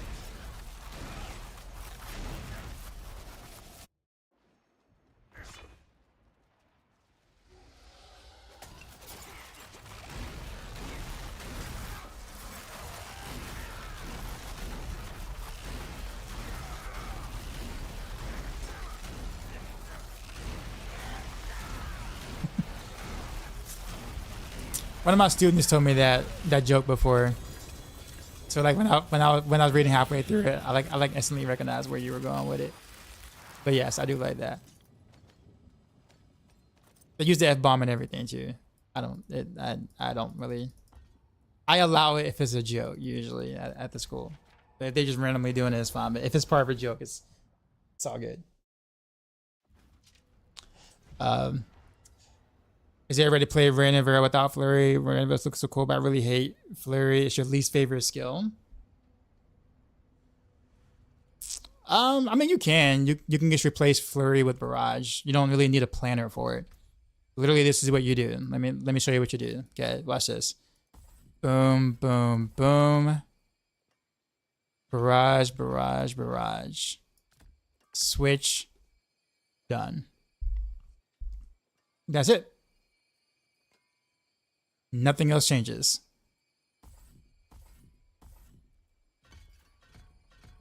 However, you do run into the issue of Barrage being able to also proc precision as well. So you will, the Rain of Arrows may not get the precision proc as often as you would if you were doing Flurry, which can't spin the proc. However, it does feel good to play. But you are kind of gambling with that passive a bit more. The Barrage needs two aspects. Do you really though?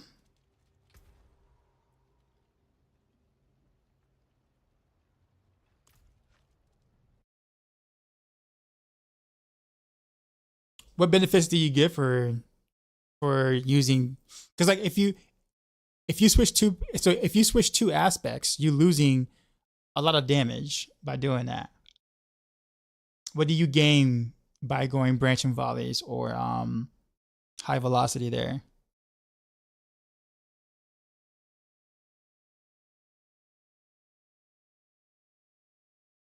Like high velocity, I could probably understand a little bit, just because you do get a little bit more attack speed, kind of. But like you end up trading off something, so you're trading attack speed for what? Conceded would still be a little bit better.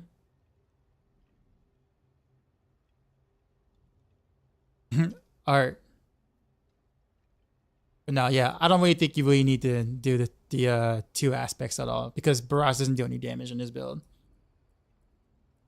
So literally, you just change out the Flurry to the vulnerable barrage. Make sure you pick vulnerable. That's it. Conceded for velocity. That ends up being less damage though, because you're boosting the attack speed of your barrage, but you're not boosting the attack speed of your rain of arrows. So like you're only getting technically half the benefit of that. Whereas conceded, you're getting the full benefit of, for your rain of arrows. You can do it, don't get me wrong.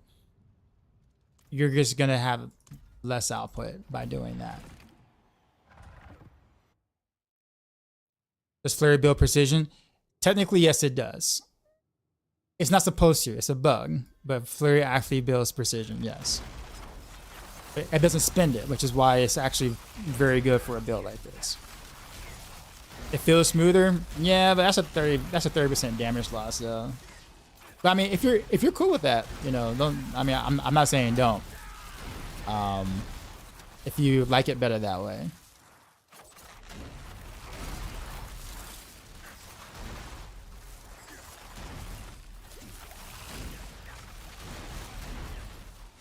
Yeah, that's cool. I mean, technically speaking, Fist of Fate is slightly better, but than a regular glove. But as you see, I go regular glove because I prefer it. So I totally get it.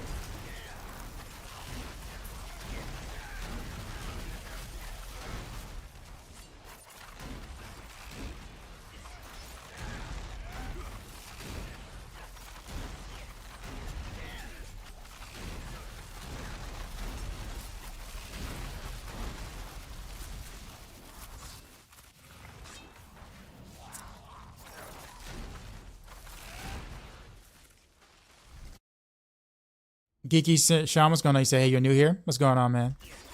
I'm not doing anything special. I'm literally just playing the game for the sake of playing the game.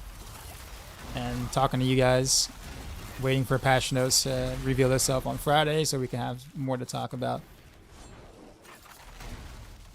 Very soon, though, I will be starting to play additional games on stream. So, like, I'm still gonna play D4.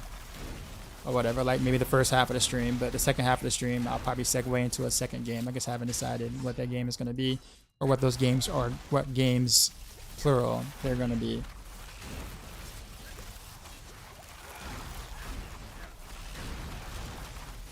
Yeah, probably no more really experimenting unless the patch notes changes things. Worth experimenting.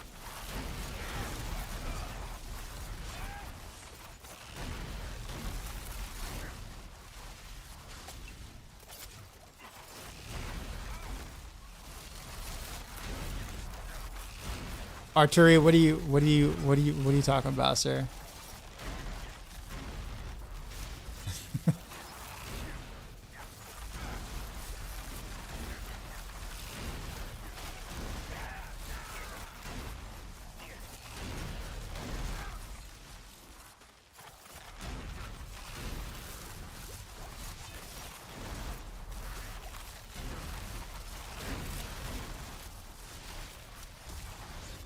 Speaking of which, I'm gonna switch to Fist of Fate after this, just cause.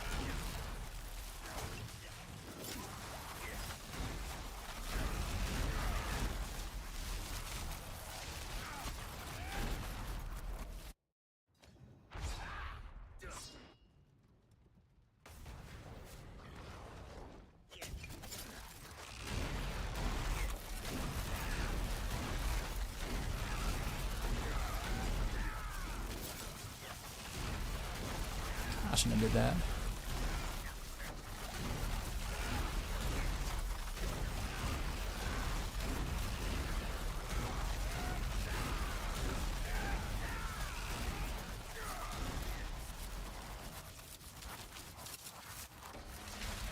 Oh, he didn't die.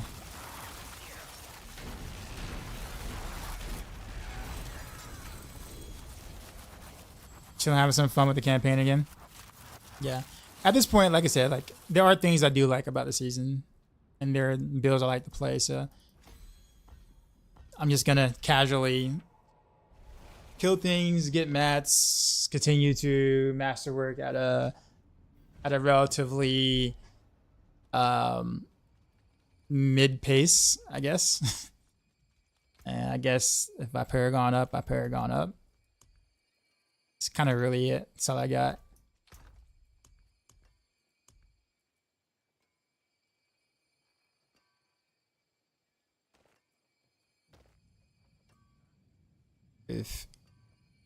Oh yeah, I got to change my second pants. What other pants I got?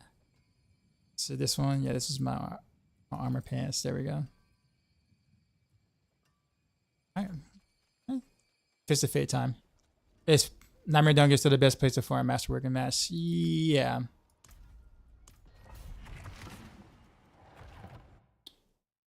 But I don't really too much care for Nightmare Dungeons. I think if I'm gonna do like Masterwork and Mass, I'm gonna just do just Inferno Wards, so I can get a little bit of both, or 3 different things. I get some XP for doing it, some Masterwork and Mass, and then some regular mats as well. So I get a little bit of everything there, I guess.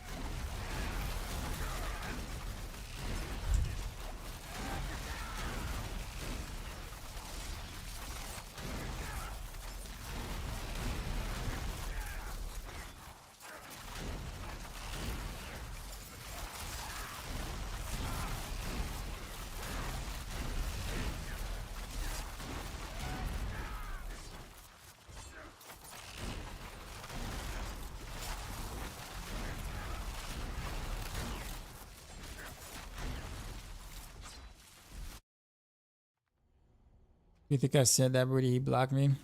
Would he block you? Is that what you're saying?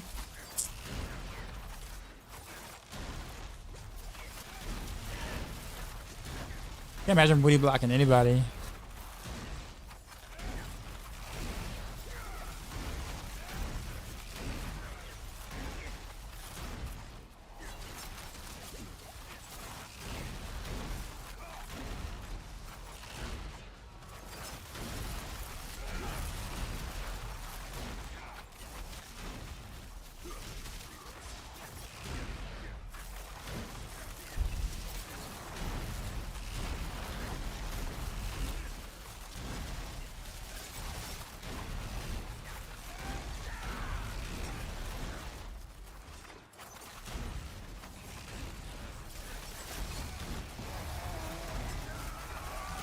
Apache, what's going on? Appreciate the sub. How's it going, man? J-Mac, what's happening? Dies live. What year is this?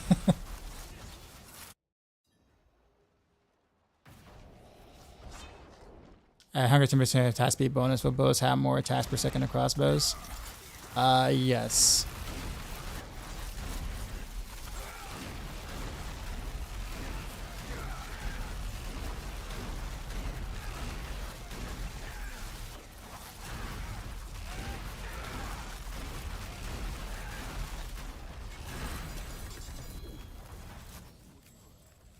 How have I been? Mostly okay. Mostly. Just kind of trying to call my copium dealer, see if he can ship me over a keg copium for Friday's patch notes.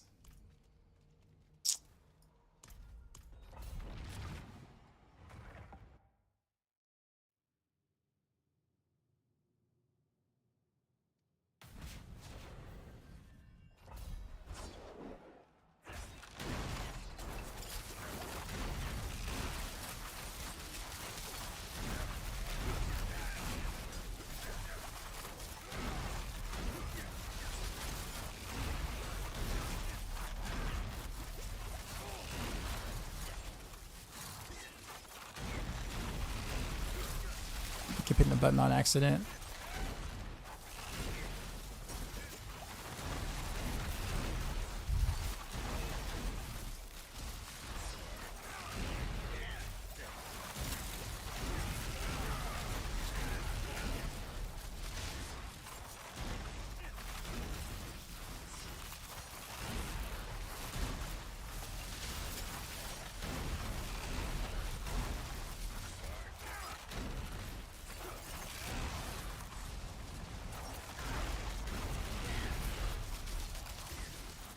Oh, really?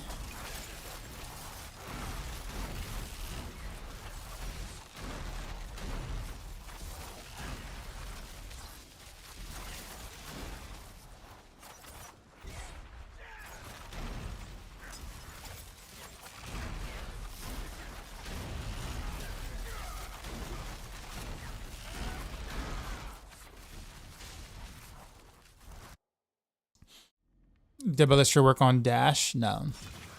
Well, you mean like if you dash, will you get the Ballista bonus? No. You have to actually hit the evade button. But the skill dash itself does get the bonus. Like the damage of dash does get the bonus of Ballista. Archer Rywanovsky cheered X 5000. Art with the 5K biddies, man. Appreciate you. This is like a bad run, like a really bad run. How I feel about the campfire chat? I was surprised it was as short as it was. And I don't think it really offered anything that, in my opinion, was really exciting for a mid-season patch.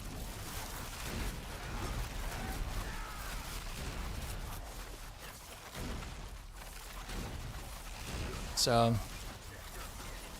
but that's campfire chat. Waiting for the actual patch notes to have a final opinion about it, but first impression, I'm not really stoked about it.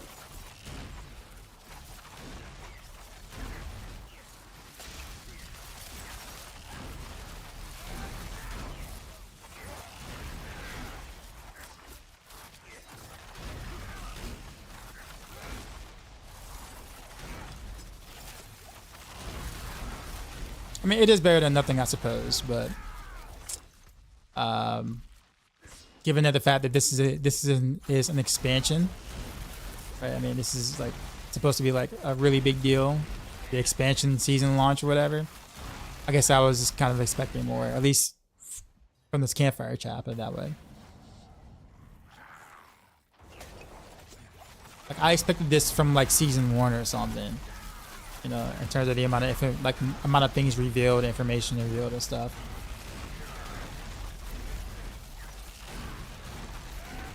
Not like an expansion mid-season patch or whatever. You know what I mean? Like, and maybe it'll be different if the season wasn't going to be as long. Like maybe like, okay, this is going to be just a 2-month season or whatever. Like season 5 was like a transitional season into something like a little more hefty or whatever, right? But no, like this is going to be like a longer season than usual because it's going to be like 3.5 months instead of the typical 3 months. So I think, I don't know.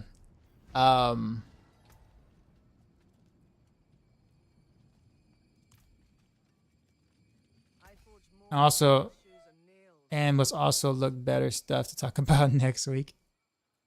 Yeah, it almost just felt like they kind of just were kind of just going with the flow for the rest of the season and kind of just like let it slide, which I honestly don't think that, especially again an expansion season, right? Like you should be bombarding people with stuff, you know, because this is like your big, you know, major, hey, buy the expansion type ordeal stuff, right? People are still on the fence about buying the expansion, even if most people have bought it already.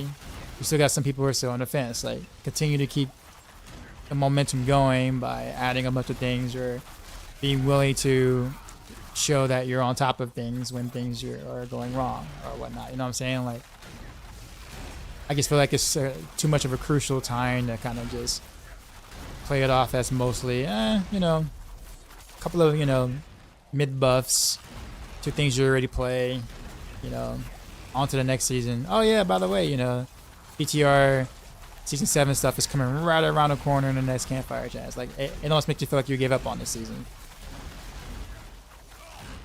Even if you didn't, that's just the perception you kind of give off a little bit. The vibe kind of comes off that way.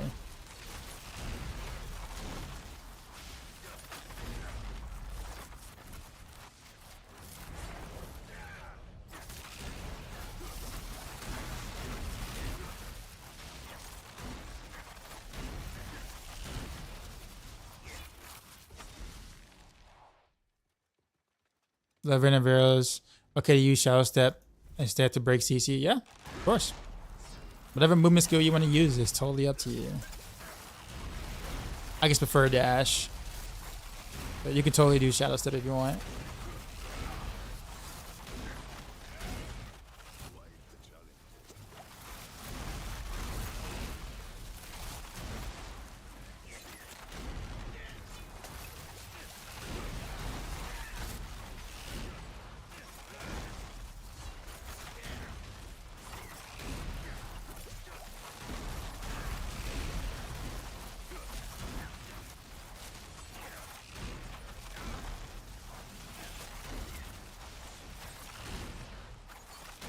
I gotta trust my damage more.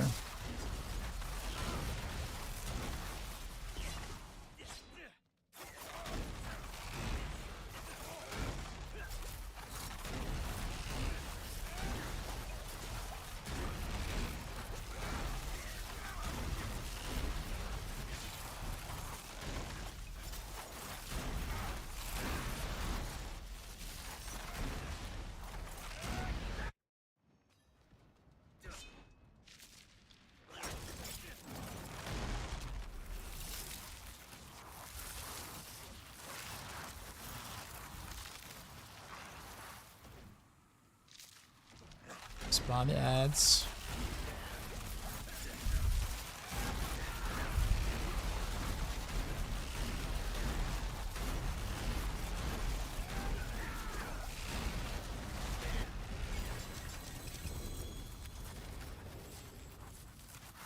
I don't know, this has been in Diablo 2 rounds slow, it's just a slow game, which is cool for you. For 10 okay, so they're waiting for period 2 to come out so they can play that themselves. They already got their paycheck from Diablo. Yeah, I don't know about all that now, but I think they're just kind of on to the next. I do feel like this whole, you know, other content in the pipeline where you got multiple teams working on different things. Like there's a team that's pretty much working on the next expansion already as we speak. And then a team that is working on the current stuff, and then team that's working on, like, you know, PTR things, and like I mean there's just a lot of like of that stuff kind of happening, and like sure that's okay to kind of be on top of trying to bring more things or newer things to the game, but like I said, it just ends up being the problem sometimes, just getting the current stuff in the games to work properly with a timeline like that, where they're always kind of trying to look forward into the future for content and things for the game, and rather than fixing the current things that exist in that timeline.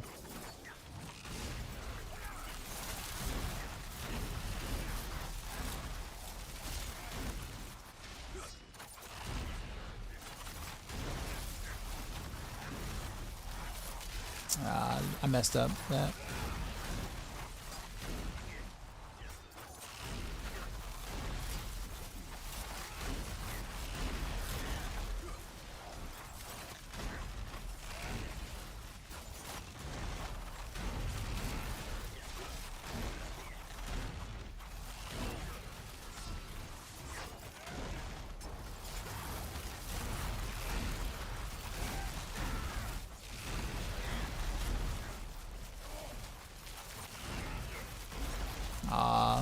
I made him CC immune. There we go.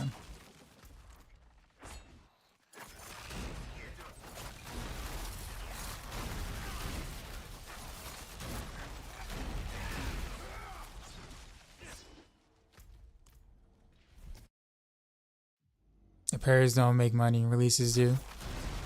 That is true.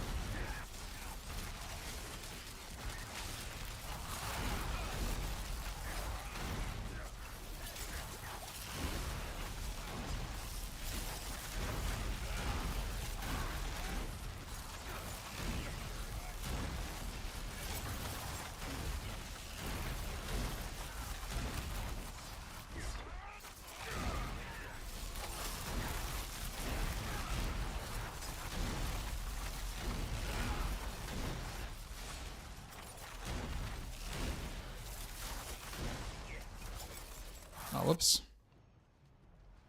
So why they want to increase the rate which they release the X-Packs now? I don't know if they want to increase the rate. It was always planned. It was always planned for Diablo 4 to have multiple like expansions.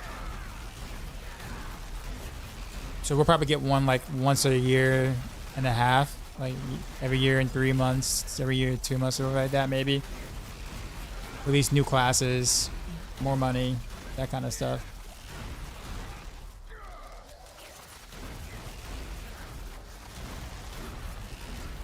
Remind you who brought out Blizzard last? Well, Microsoft, I guess. Dalmar, what's going on? How goes it? Do you think the mid-season buffs of Rogue will be noticeable?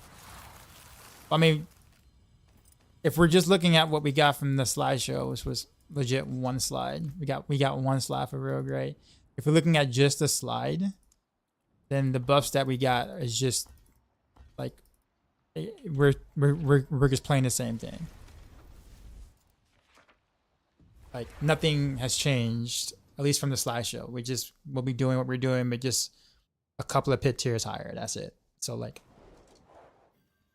what we are doing on Rogue will not change. It just means that our numbers will look a little higher, like a teeny bit. I don't say a teeny bit, but slightly higher. So nothing gameplay wise changes.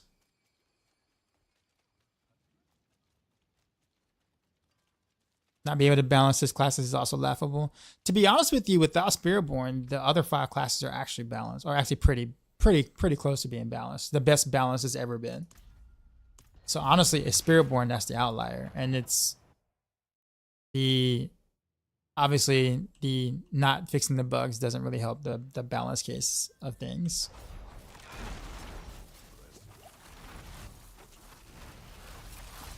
There's just not much soul and passion on the development side. I can definitely disagree with you on that one. And I say that just because I've actually been able to meet a number of the devs personally. It's definitely not the passion that's the issue. I complain a lot about, or I've been complaining a bit in this stream about the game, but I can tell you the one thing that it isn't is passion. It ain't because they're not passionate about what they do on the dev side of things. I know that firsthand.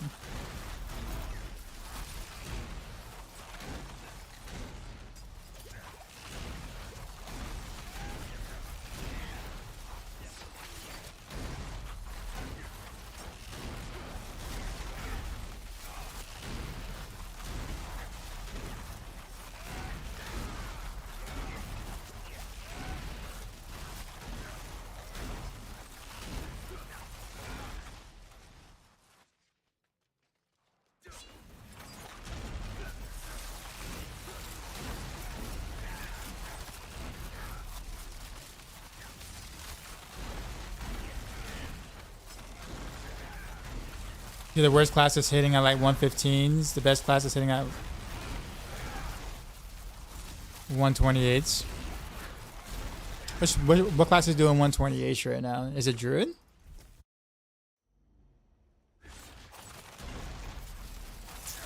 I honestly don't really keep up with the third-party leaderboards.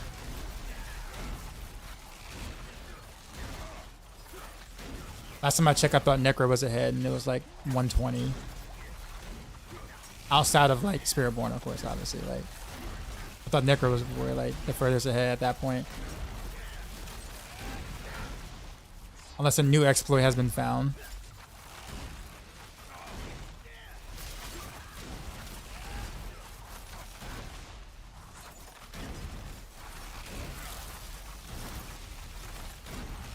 Bar 123, Sword 122, Necro 120, 113, 110 apparently. Yeah, so I mean that's not that that's like balanced by any means, but that's actually a lot better than obviously Spiritborn. When you remove Spiritborn out of the equation, that's a lot easier to deal with. But even then, I think most players would agree that like Barb has one build and it's plagued with a lot of bugs. Sork has one build and that's Shatter or Firebolt Shatter because that hasn't been fixed yet for whatever reason. But the other Sork builds cannot get nearly as high. So like, So there is build diversity issues within all the classes, but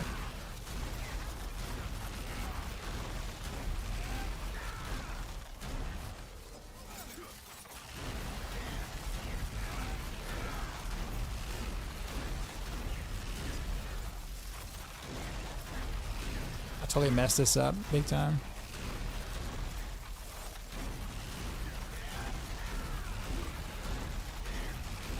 Bro, I didn't even get him in 3 staggers. That's terrible. Well, normally I get her down like pretty close at the 3 staggers. This one was pretty bad.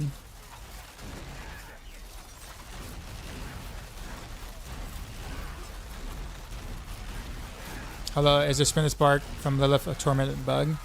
I think the one patch that just kind of gave you the spark because it was bug from like the Lilith thing.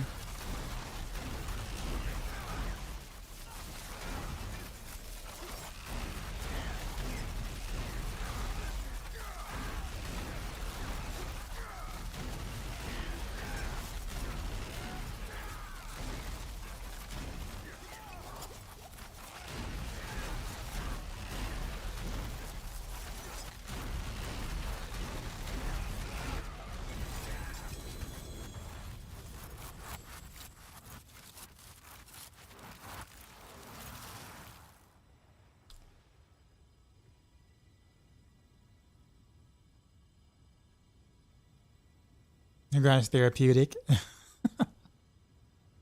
It's a cycle of business group where smart people make something good and fun, then continue to work on it and make it better growing a community. Community is someone with money comes in and buys a product and turns it into more money from the existing community.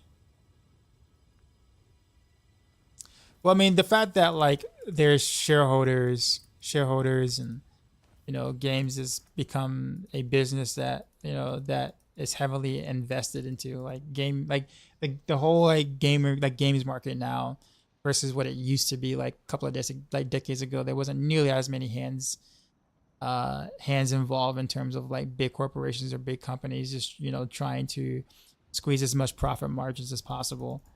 Not that they didn't exist back then, but it is considerably worse now than it was then. The time. Hell, I mean, we see it with Blizzard, obviously. Back when Blizzard was just Blizzard, not Activision Blizzard, not anything dealing with Vivendi at the time. It was literally like when it was just Blizzard, like they cranked out some of the best games, like ever.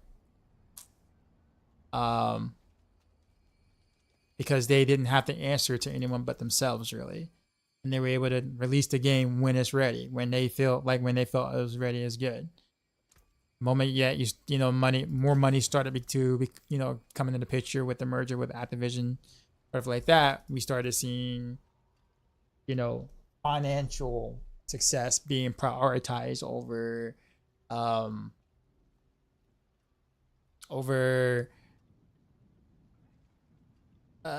quality of product, I guess you could say.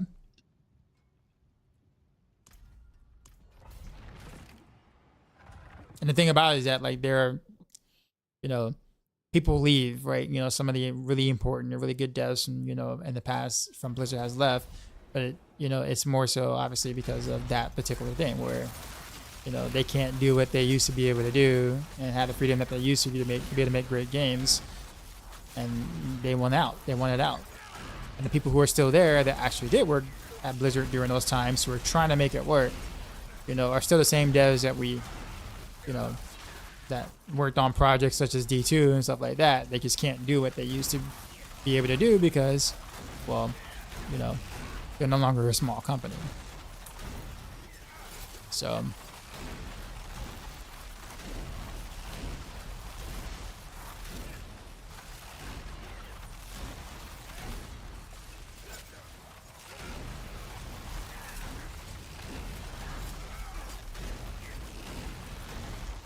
and a lot of things that are obvious to us when we say, why don't the devs do this or devs do that?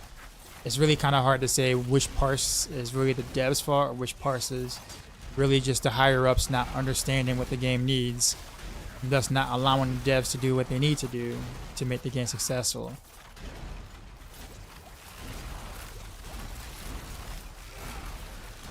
Like, how much red tape is there before they can do anything with like certain things? And so like, obviously the devs are who we see, but like, how much of the things that I'm complaining about did they actually want to do but weren't able to do because somebody in the higher up said no.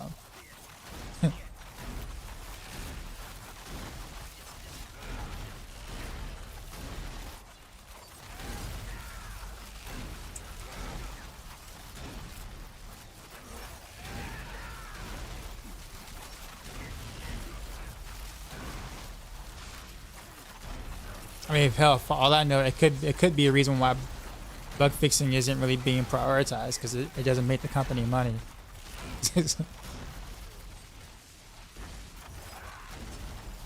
Like someone else said in chat, like, repairs don't make, cost money. They don't make money.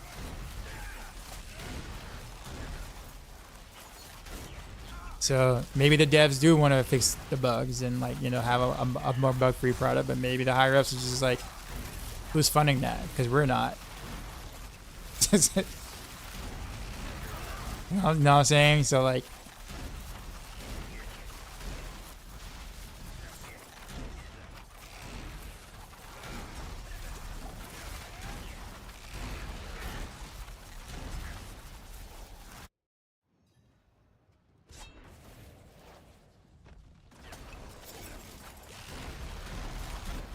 could also be that this is a complicated game. They actually did mention that there is a lot that goes underneath the hood of this game, so that's not far off to say.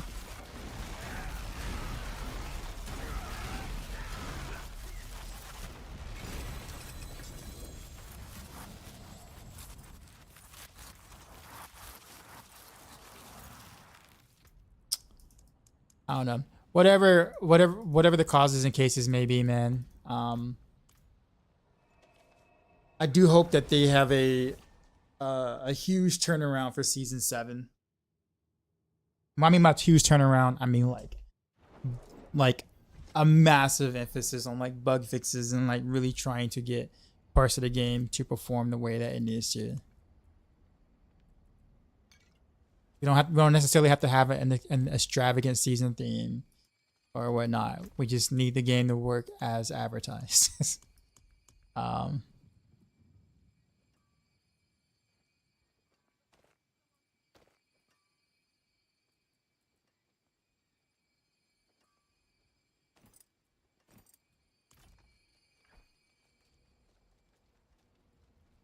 So unexpected buzz happen, especially there's pressure to get the market. Oh, well, of course there is. That's the reason why like I get so concerned about like them not doing bug fixes mid-season, because exactly of exactly what you said. Like if they don't have time to really focus on it when they're doing new things in the new season, but they might have time to focus on it during the season. That's a good time to do it that's the only time you have. That's the only time that you're allowed or allocated to do it. You know what I'm saying? Like, that's why I'm just like, man, like them putting it off does not make me feel good about that later on. Hope we get a good season theme after how terrible this one was. Yeah, me too. But like I said, though, if a lack of a season theme means a lot less bugs, I will totally take it.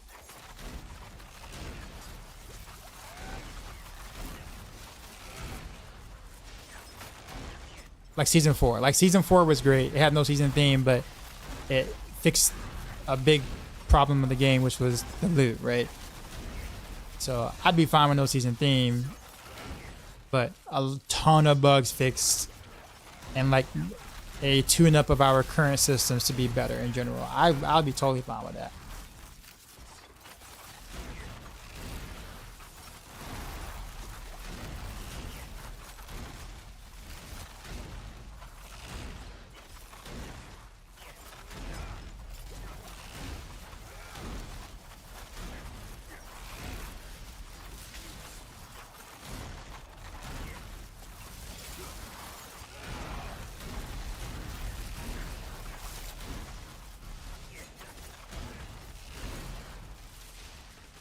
all these companies are a mess.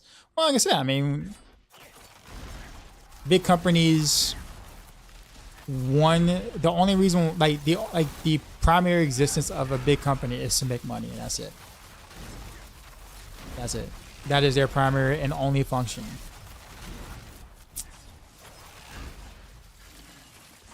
Everything else is secondary, or might as well not exist.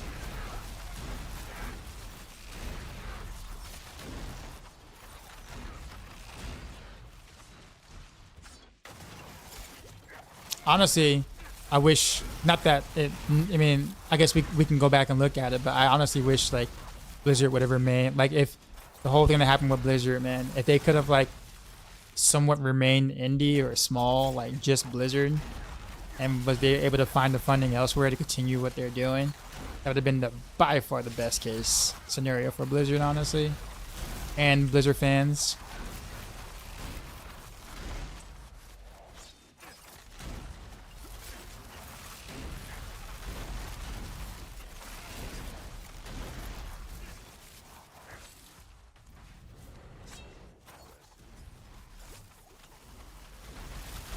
It is what it is. Yeah, true. But I will say that. Well, I've already said that already.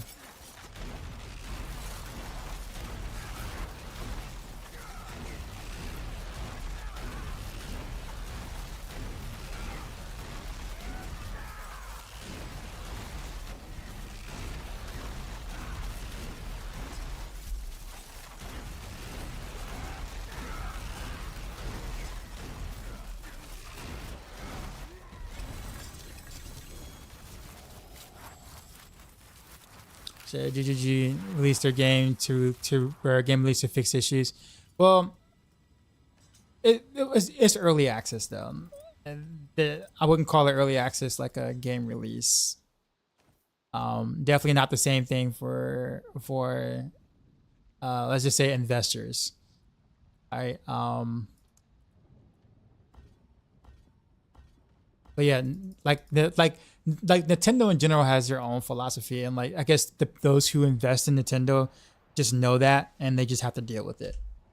Like Nintendo doesn't bend to the complete will of their investors. Nintendo does whatever the hell they want to do, and at the end of the day, I guess it just works. Because trust me, if Nintendo would have caved into what the investors wanted, we would have a,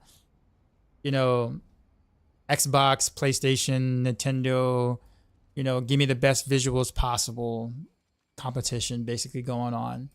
I like the fact that Nintendo did not do that. That they decided, we're not gonna chase the graphic rabbit hole in a sense, right? And I'm pretty sure everyone else was just kind of like, bro, Nintendo, what are you doing? Like, bro, like, come on. Right? But you look at it now, and it's like it's actually a good thing that they actually offer something different. Like, honestly, like how many people have like gotten like a PlayStation and a Switch, or Xbox and a Switch, because the Switch is different enough to warrant like also getting that console while you're getting your main console to play with, or PC or whatever. I mean, I did that. But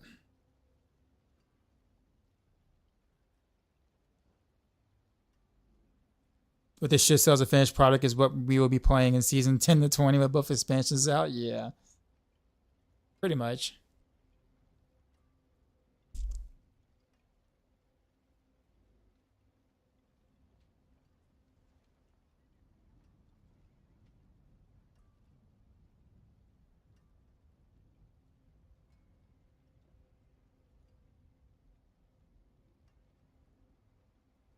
I wish Nintendo made better hardware. I haven't touched my Switch in forever because it just looks terrible to look at.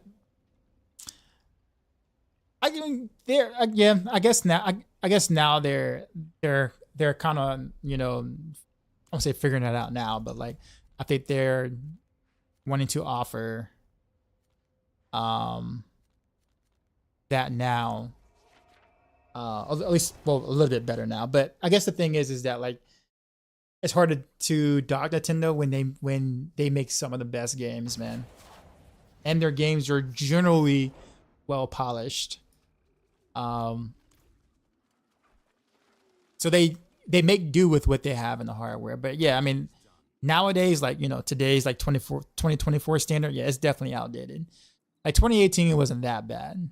But by 2024 standards, yeah, it's quite a bit outdated. But it worked. What they did, it worked. For sure.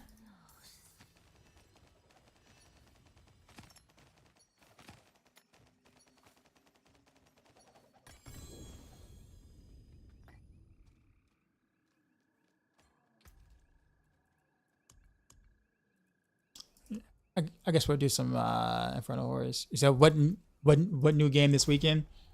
I don't know yet. I don't know. I guess my thing is I'm not really good at segueing into like different games because I don't really know what like my audience would want to watch. Like my D4 audience would want to kind of stick around and watch a little bit. I mean, I'm gonna lose audience. That's just a natural thing. It's just gonna happen, right?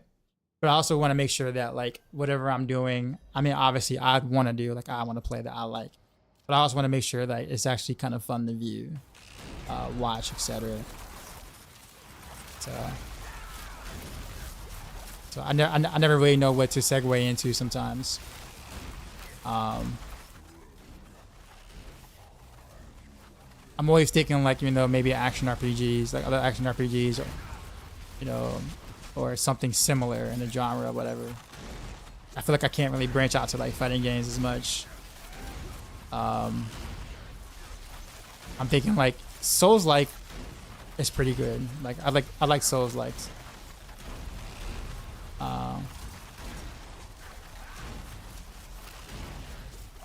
Not Souls-like. Roguelite, not Souls-like. Roguelite. I like roguelikes a lot. So there's that. But I'm also thinking about such the fact that like people really like the nostalgia playlist I usually run here. That maybe some nostalgia gaming might be a good idea. Like play some like Double Dragon side scroller beat 'em ups or something like that. You know what I mean? Like to kind of really get you guys in the feels of like the 90s playlist or whatever. You know what I mean? Like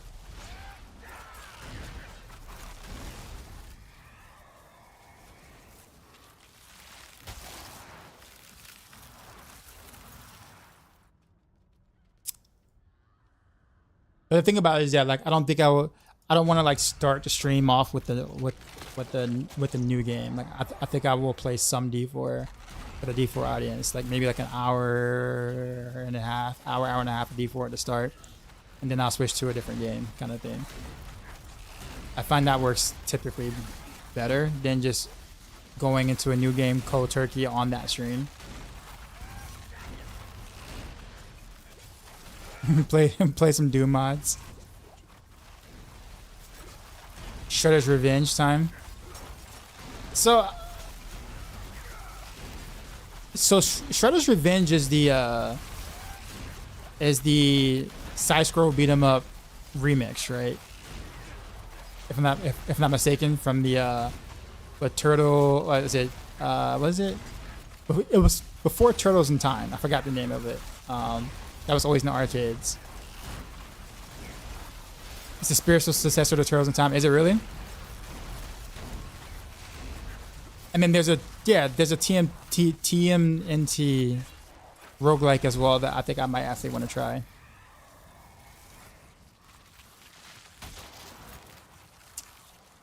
I may do both.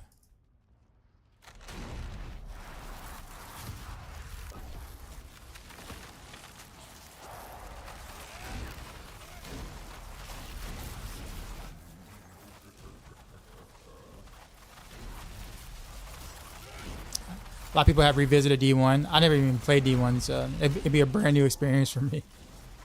But I've been told to give it a shot at some point. But they said do it with a specific mod or something. I forgot what that mod was.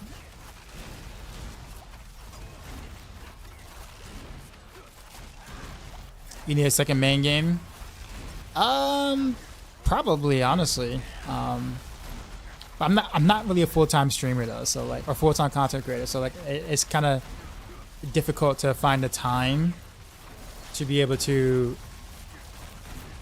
play enough of both games, I guess you could say, to warrant having a second main game. You know what I mean? However, I do think that's actually kind of why I'm like intrigued in PoE for a bit, like PoE 2 or whatever. Like, you know, if I really like that, you know, I can play that during the off season of Diablo 4 in a sense, right? Because that'd be a really good game, obviously, to play in between if it's not my main, right? But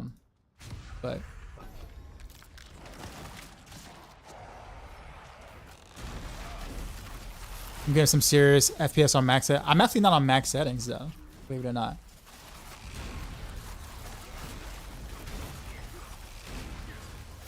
The game probably looks pretty crisp right now, but that's because of a couple of things I did to kind of make it look that way. But I am not on all max settings, I promise you.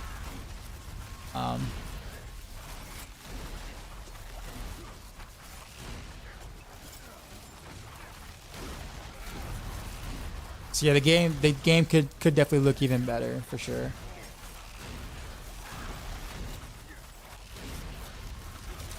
But me, I don't care. I'm only here for you, not about the game.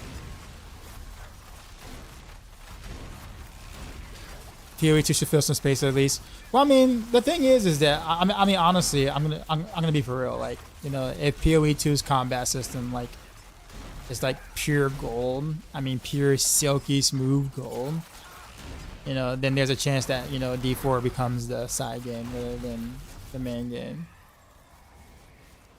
I think it's gonna, like that's a real possibility. But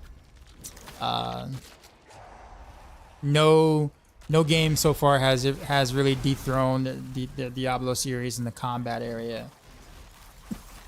And I've tried several. Obviously, I've tried them. You know, I did play the original PoE. A little bit, not much, obviously, but a little bit, enough to know I didn't care for the combat, but loved everything else about it. I tried Wolcen, you know, I've tried Last Epoch, Grim Dawn, you know, all the main staples, right? Van Helsing or whatever you want to call it. But the combat is just, regardless of how much I complain about the bugs in the game, which also affects the combat, there's just a certain level of polish with combat that just makes it hard to really play other things. And the part of me sometimes wish I didn't care about the combat so much, because so I can kind of like segue into other things. Sometimes you just like what you like, right? And it's just like, man,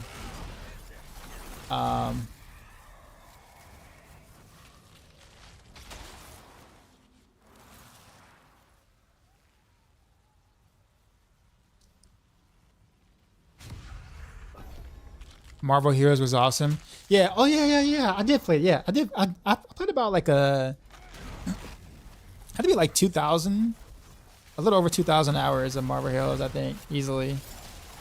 Probably more than that. Yeah, that was a good game. I played that a lot. I played with Decoy a bit too as well. Yeah, there's Decoy. Yeah, we played. It was a fun game.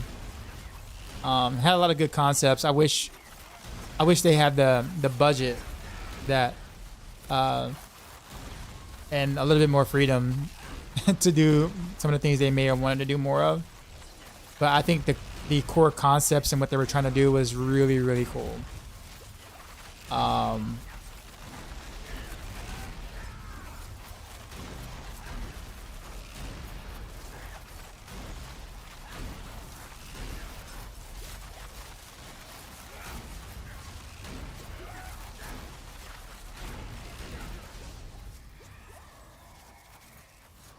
Remember, got the boot and corporate took over. The game was dead. Yeah.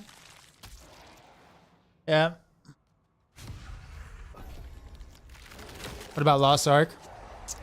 I actually did play some Lost Ark. Actually, I actually lost one of my good friends to Lost Ark. I don't know if Eerie is in the chat, but I convinced him to try it, to give it a shot on PC. He said he didn't want to. I said, yo, I'm gonna try it. You should try it too, whatever. So I did play some Lost Ark, and the combat's really good in Lost Ark. It came to a point to where I kind of really, if I really wanted to progress, at the time I really needed to spend money, which I wasn't gonna do. At the time.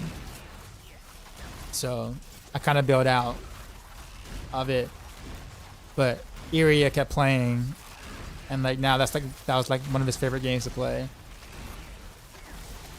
And part of me wishes I'd never actually like introduced him to Lost Ark, because he was always in the stream all the time. He'll come in Discord and whatnot, and we'll have like almost like a podcast like discussion. Kind of missed that.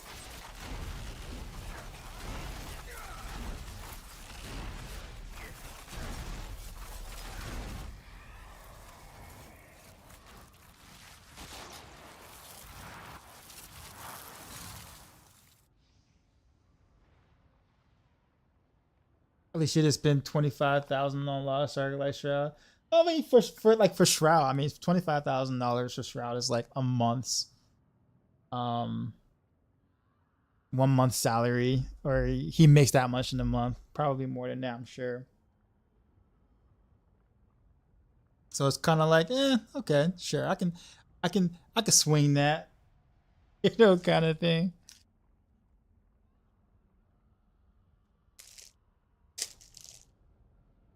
Pour one out for the homie. Yeah, I mean, I really like the combat in Lost Ark. I will say that. I really like the combat in Lost Ark a lot. So I actually did play. I won't say a lot, but I did play a good bit when it first came to PC. When it first came to the US, the Western world on PC. I did end up playing a lot for like the first 2 or 3 weeks or whatever.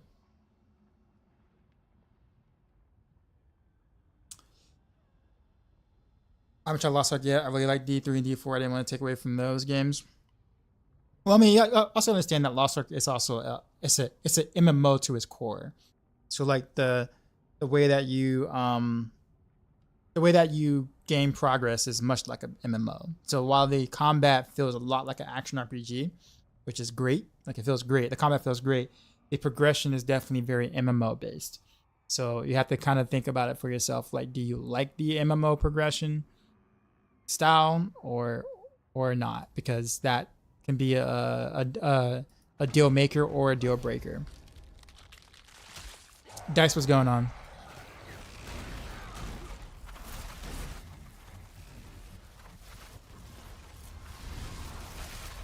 One of an arena type PvP like that could be fun in D4. Ironically enough, they actually had that kind of or something like that was supposed to come in D3 before launch, and then they scrapped it and then never really gave it back to us ever. Well, they did in Diablo Immortal, which ironically enough, the PvP structure, keyword is structure. I'm leaving it at that.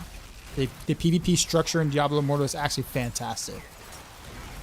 Like very well done.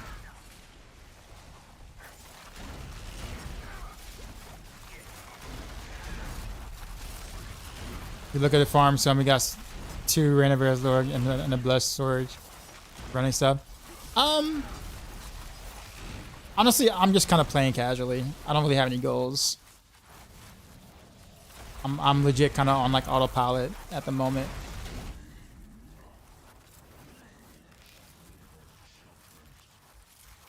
So I've been playing. If I really like PoE 2 combat physics, I'll be switching over that mid-season. That rogue mid-season update is really disappointing. We haven't got the full patch notes, but yeah, the whole one slide thing really is very discouraging. Like really discouraging. Like it sucks being discouraged before seeing the entire patch notes already. Have I tried PoE? Yeah, I have. I mean, honestly, not, you know, for like a long, for many hours. I've only gotten like a little over 200 hours into PoE,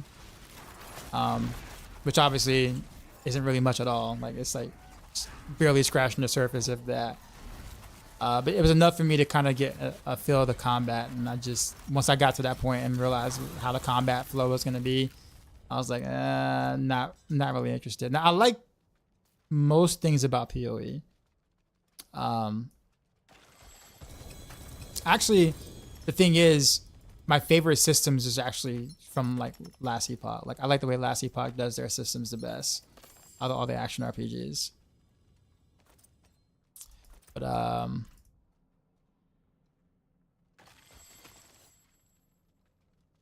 yeah, like if PoE had, for instance, Diablo 3's combat feel, I wouldn't have played D3 like much at all.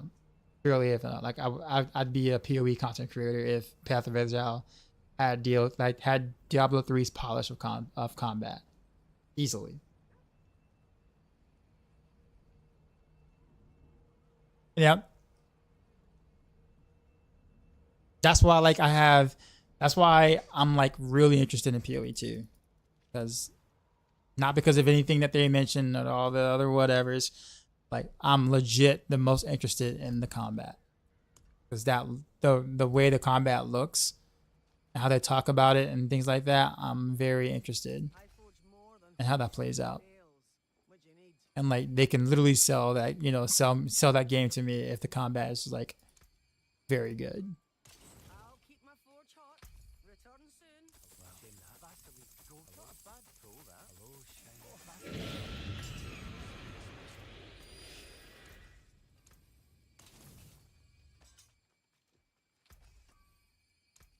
I couldn't get in, appreciate the follow. I couldn't get into the animation of viewing on a PoE. D4 nails it. I think PoE 2 moved in that direction. Well, I think the slower methodical combat is what really caught me for PoE 2. Ironically enough, D4 was supposed to have slower methodical combat and it kind of did towards the beginning until, people didn't like that. People kind of wanted like the faster pace, lots of AoE, kill everything very quickly type ordeals. So like the game Diablo 4 just wasn't really initially designed for the type of how do I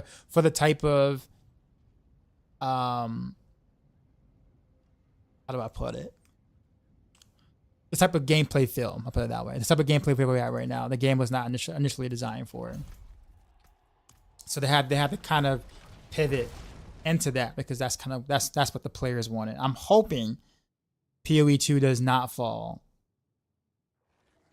into that. I hope they stick to their guns with the way that they're doing combat and don't let the other crowds of players saying, like change that pace of combat.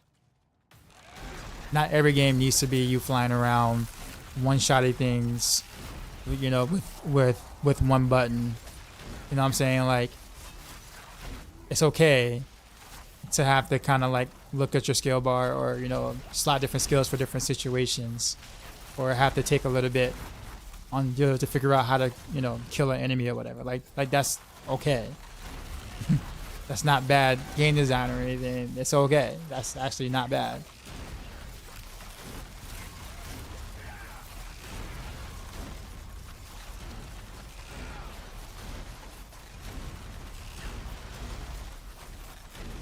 So I really hope PoE 2 sticks to that.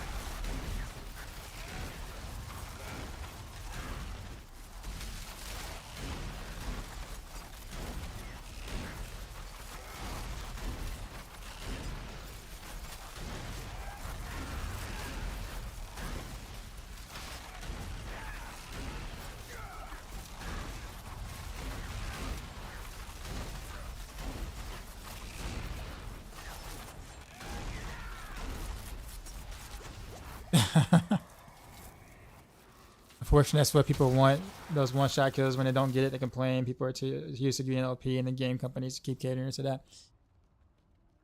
It's the one thing that I find quite interesting that the higher ups seem to somewhat get. Like they understand that, right? Somehow.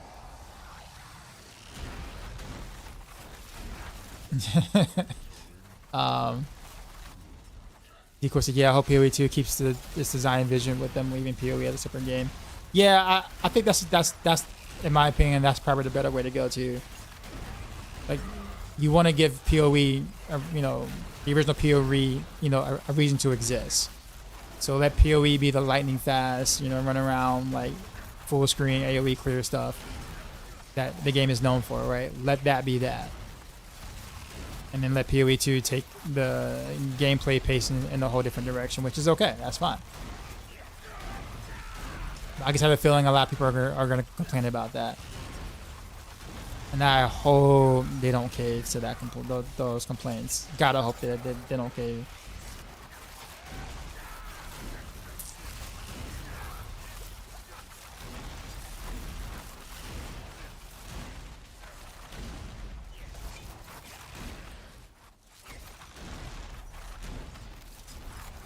Wonder what kind of monster we would get if the original Blizz and GGG team sat down together.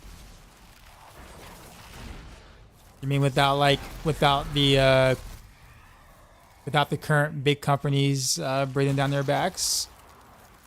Pretty amazing, probably.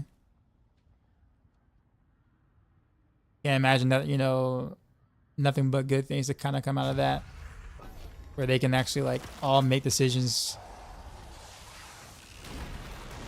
without the overhead.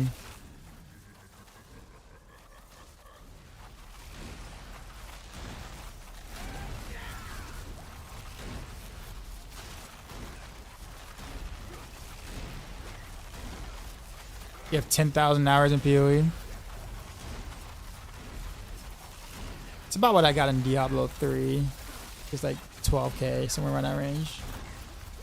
And like 10k of that is just Demon Hunter.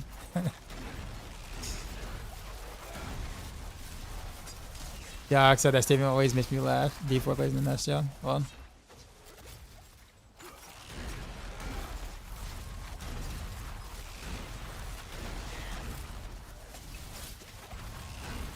Does Fist of Fate aspect scale victimize damage? Yeah, it does. It does. It used to not do that in PTR, but it did during this for the season release.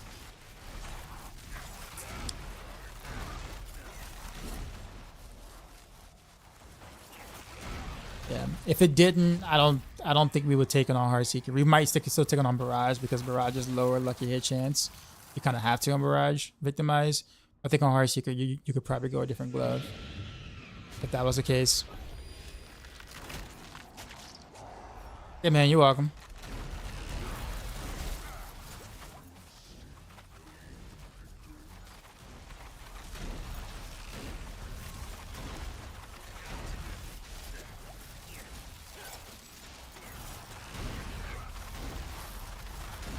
I got some really bad boons, man. Holy.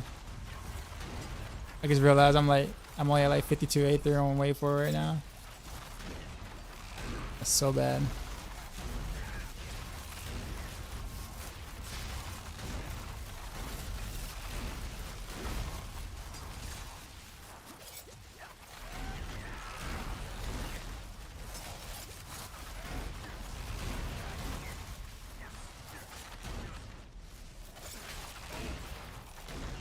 Alright, Decoy, yeah, we're going.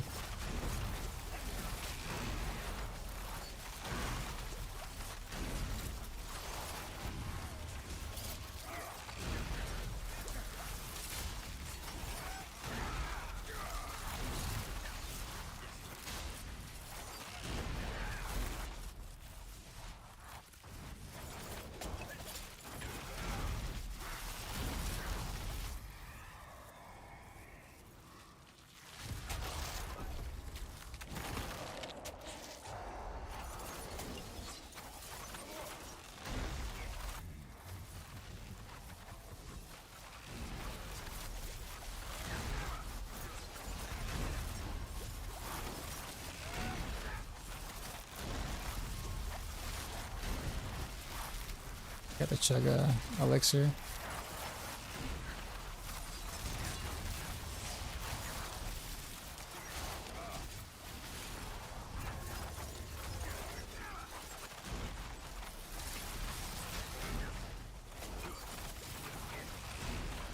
This is a terrible run.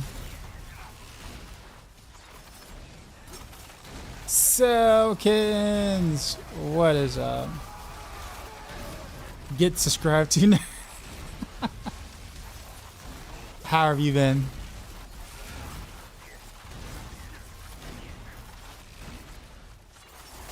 I got your K-pop playing right now. I'm sure you know the song, right? No?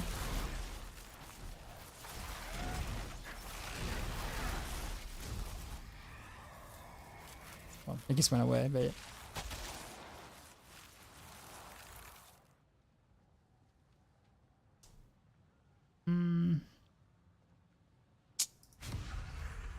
Too late now. It switched over. It was Fancy by, I forgot the name of the group.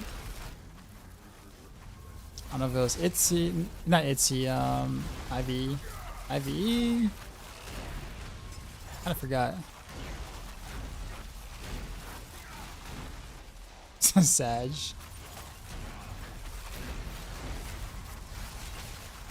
I don't remember who which group that was.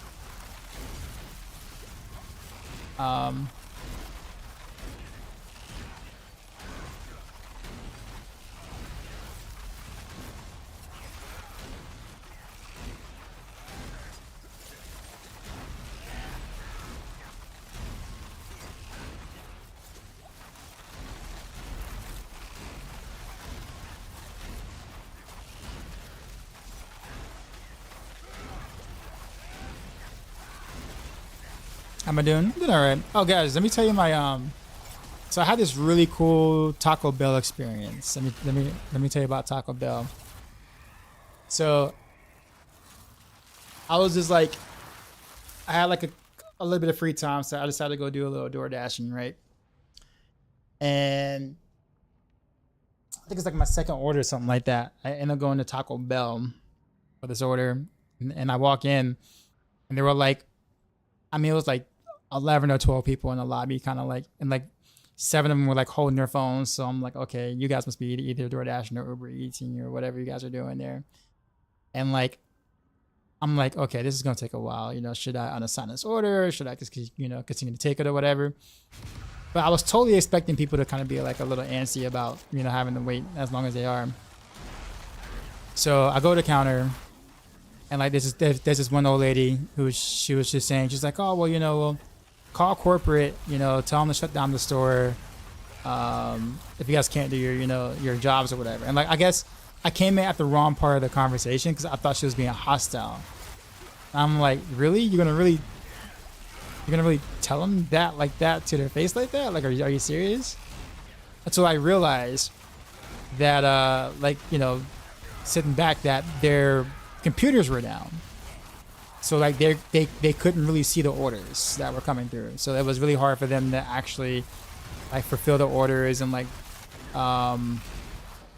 they had orders they couldn't really get to people because, you know, there was no tickets for it or no anything, so they were giving out free food in a sense.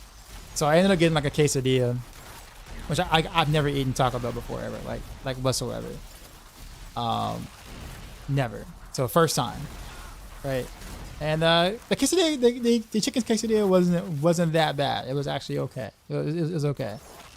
And I got a free drink and like some coupons or whatever. But anyways, the point of the story was no one was pissed. Like all the people who were waiting were not upset. Everybody was understanding. Everyone's like, oh no, it's okay. We get it.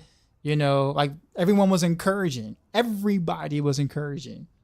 There was not a single person, and there were multiple like different races there. You know, you had, you know, your you know, older couple, older white lady. You had like, you know, a few black people there. You had a couple of Latinos. You had a couple of like young white guys. Like you had a pretty diverse demographic waiting for stuff, and not a single person got mad. And they were all wholesome. Everybody was wholesome. In a fast food restaurant, at a Taco Bell at that. They were like cheering on the workers and everything.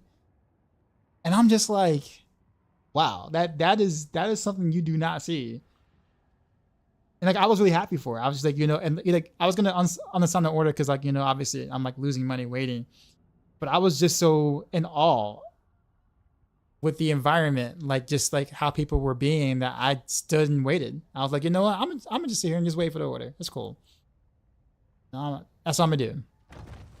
And it was just great because like usually, you know, those type of workers tend to get like, you know, I don't say cussed out or whatever, but like, you know, they tend to get like an earful because everyone's complaining to them as if it's their fault, and you know, even though it's not their fault, but you know, people are not necessarily the most understanding or whatever sometimes. But that one moment, it felt like society actually like came together and was like, you know what, we're going to encourage these people because they're in a terrible situation. And I was like, that is cool. You don't see that every day. Like you rarely ever see that.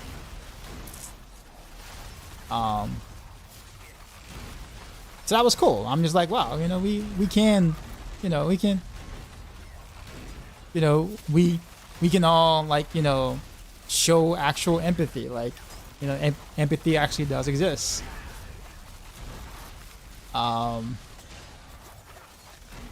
Donate your budget lesson.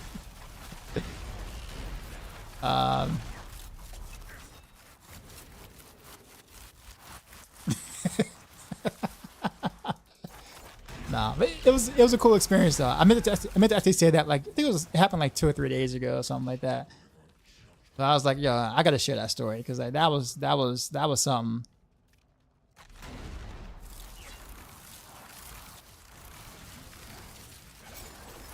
Baja Blast is actually really good. Like, really highly requested flavor that actually went away for a while, but then made a comeback because people wanted it.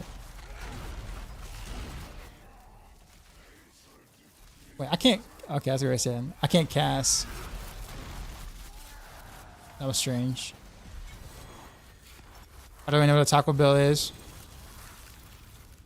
In my opinion, you're not really missing anything, but I think almost like 99% of Americans would disagree with me highly.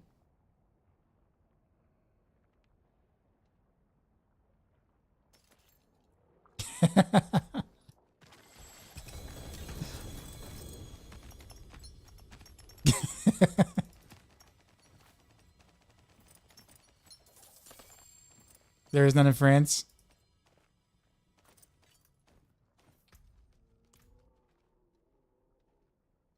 The nice Sky Hunter. Wait, did you see my Sky Hunter, or did you like look at this? Because this is the Eagle Horn. But yeah, I do have a pretty nice Sky Hunter.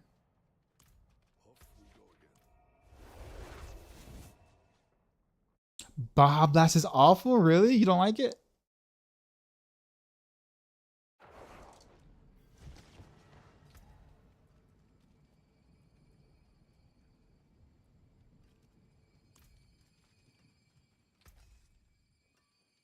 Did I find myself? No, not this one. I actually did trade for this. But not like on a third party site. I traded with people from the stream for this one. But most everything else has been found. Like this is found. Yeah, actually every other piece. Yeah, this I found this. So every piece of my gear honestly has been found except for my Sky Hunter.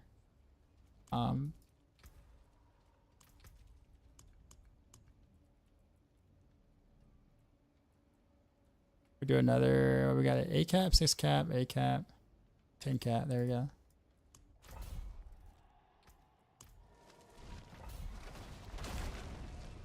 We hit the class of B for D4. Well, with the amount of people complaining that it wasn't Paladin this expansion, I assume it's probably going to be some sort of holy class, most likely a Paladin.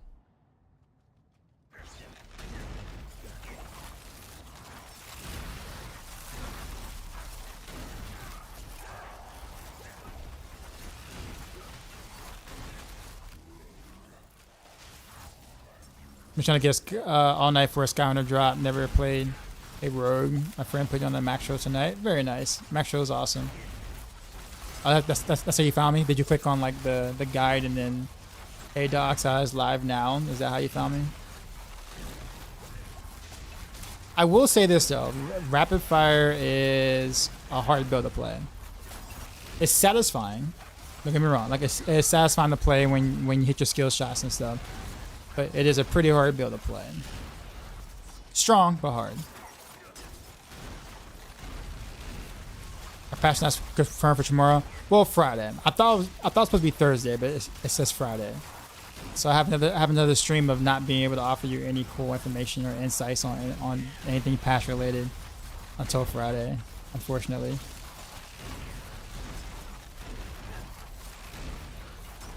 But what I recommend instead, if you're looking for something more laid back and easy to play, honestly, Reign of Arrows. So like what I'm playing right now is probably what I would recommend.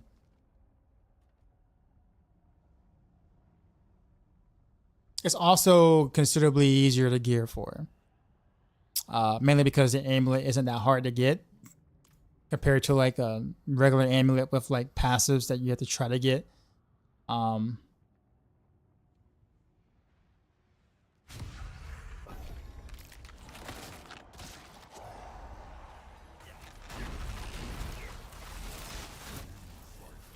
Try TB and Horde. No need to press rotations, just hold down both rain and if you get in the middle, man. That sounds boring though. Like legit boring. Like when I come to play games, I come to do things. Like I want to. I'm not saying that isn't effective. I'm just saying that just sounds boring to me.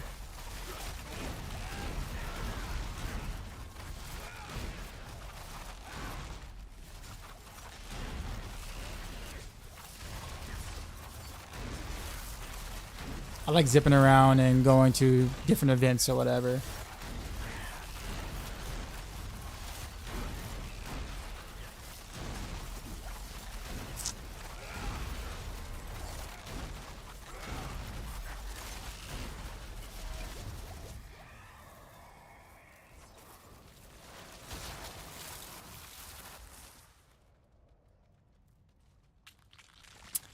We'll do this one. Rapid fire Calvin style urinator is fun, but I hit a wall in T3. You don't do enough damage for T4.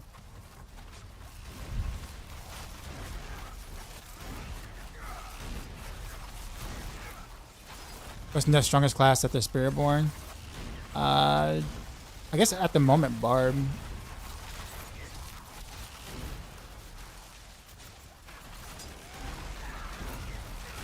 Some snapshot mighty throw shenanigans.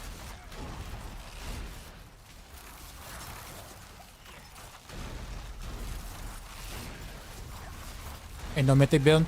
So every build guy smoke on Maxroll, we give you 3 different versions. We never just say here's a build and it's only and it's all mythics or whatever.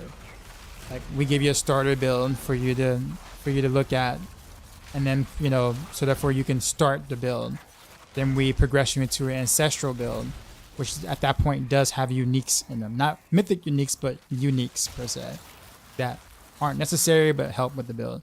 And then we have a mythic version where you like that's kind of like what you want to get to at some at a certain point.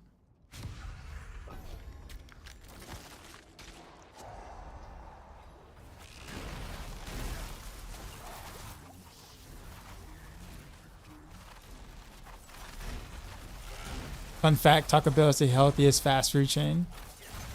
You sure it's not Chick-fil-A?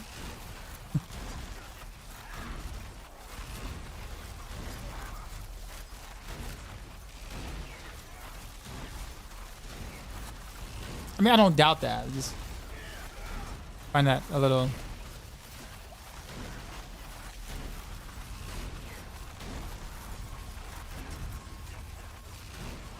Chick-fil-A tastes way better in Georgia than California, really.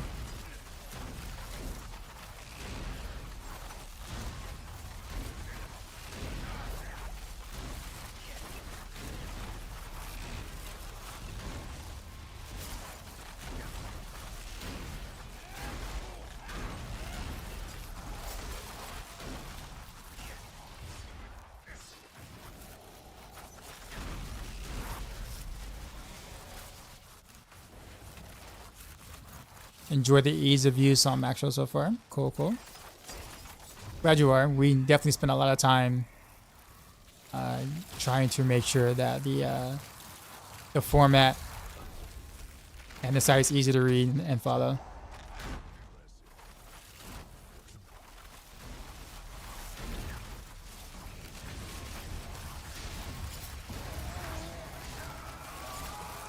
Smoke with the sub, appreciate you.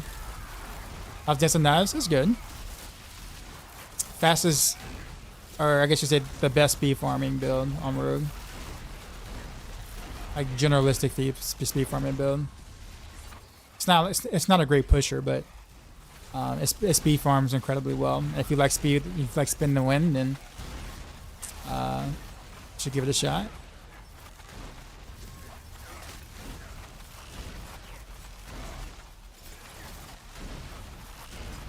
Yeah, that was a lot to read, Bob. I read all of it. I just didn't like recite it.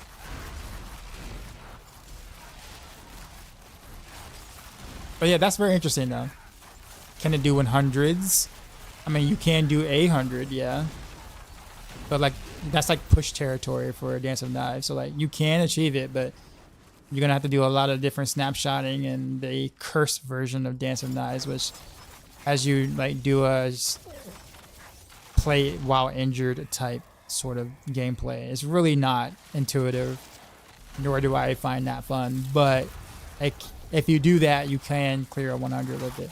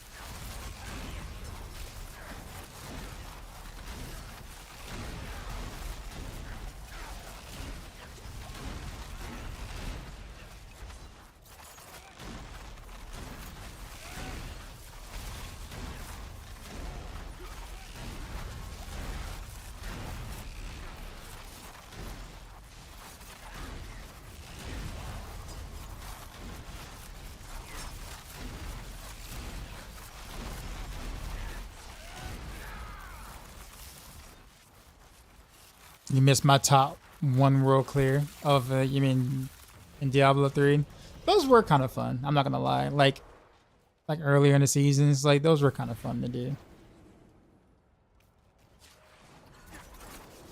I mean, they were stressful, but they were fun.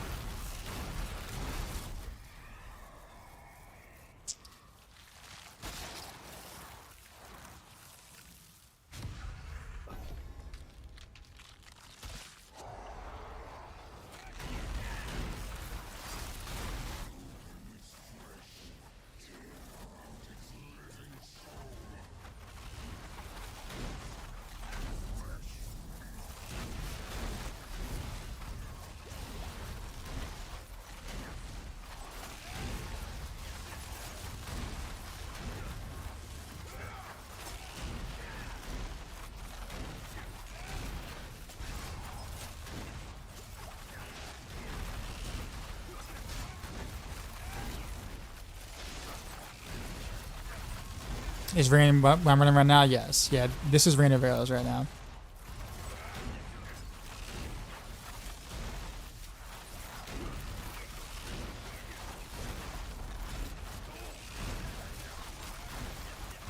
So we see all the the different waves of Rain of all the arrows kind of go in different directions.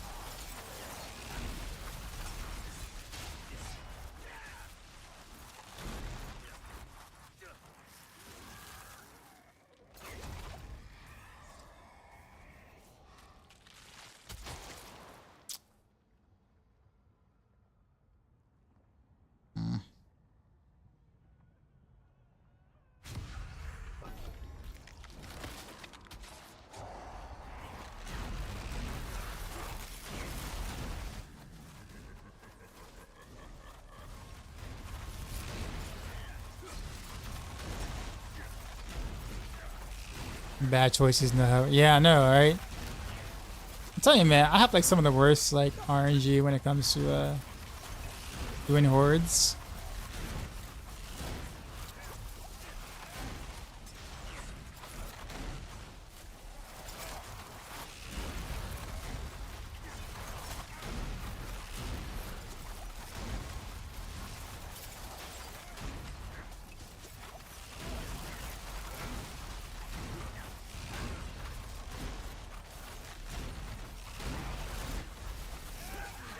And a question, Art's question gets this biggie. Do you think Puffy had anything to do with his death? I wouldn't be surprised. I would not be surprised. Like it's kind of hard to pin it on him because you don't really have like definitive proof or anything. But like, given like how powerful Puffy was and is up until this point, I guess I would not be surprised.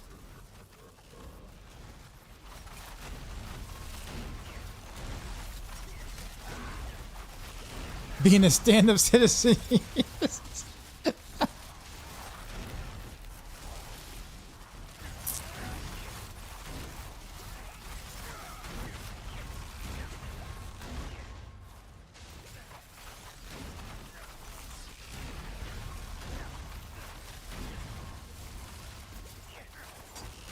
Given that I didn't get that many good boons this run, this actually isn't a terrible run.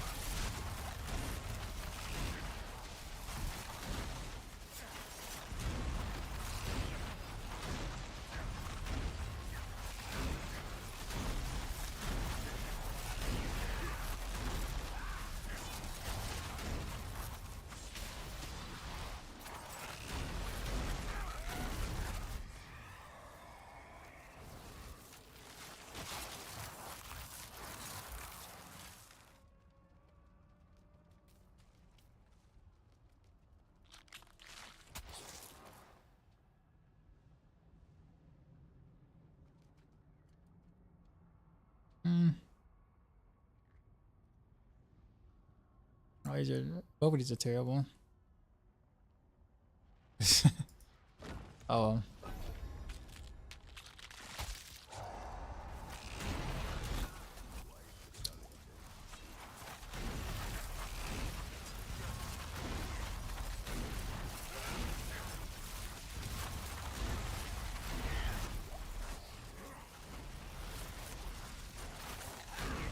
What's my expectations for season 7 PTR?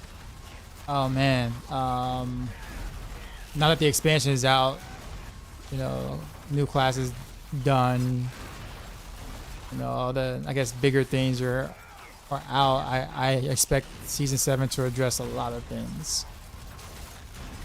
I expect better, well, significantly better approach to all classes in terms of things that are underperforming. I expect definitely quite a few item changes, such as Equal Horn, for example. Hopefully some bug fixes. Jesus Christ, bug fixes, please. Yeah,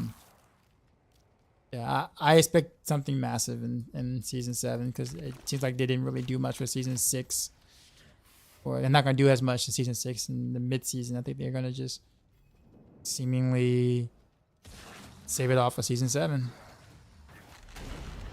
So I expect it to be massive. Whether it be good or bad, at least, you know, who knows. But I suspect that the season theme will also be a bit chunkier too as well.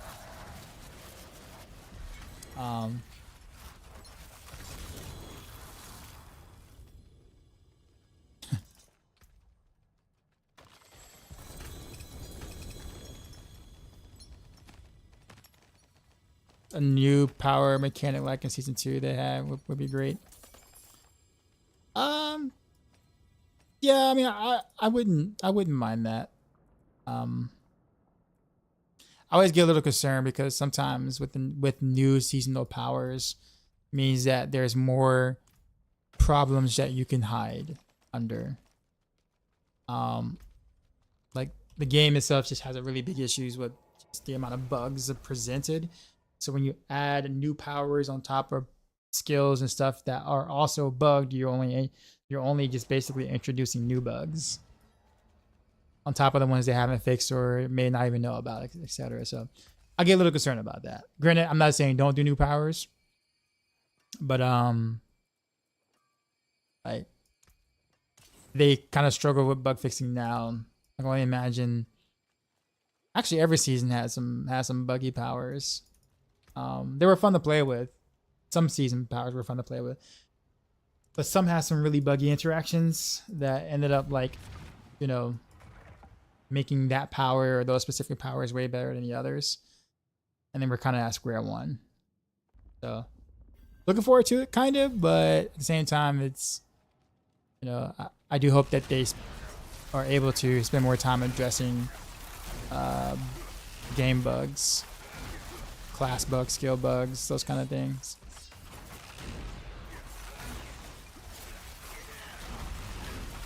That 23 combo point buzz was off the chain. Bro, I haven't heard off the chain in a while, man.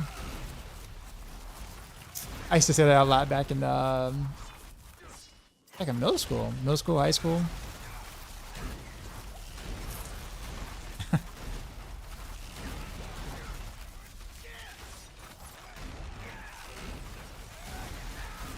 I could say you're definitely a little older. Yeah, that combo point bug was pretty. It definitely pigeonholed the class into playing around that bug because it was so much stronger than anything else you can come up with. So you were kind of forced into boss wheel combination dagger combo points with puncture too. You had to go puncture. You couldn't go any of the basic skills. So that was a pretty not diverse season for builds, at least on the rogue side of things.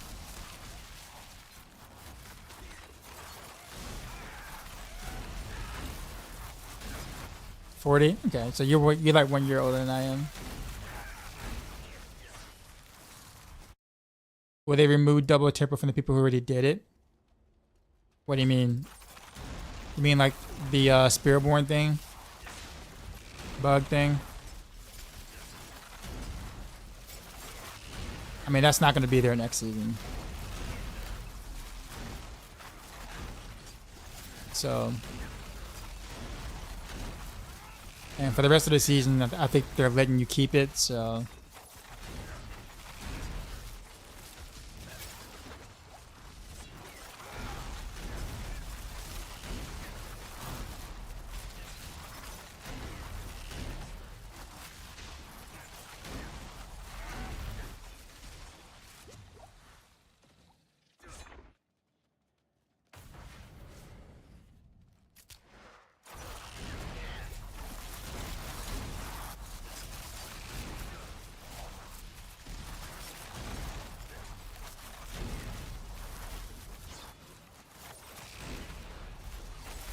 This is a pretty slow run.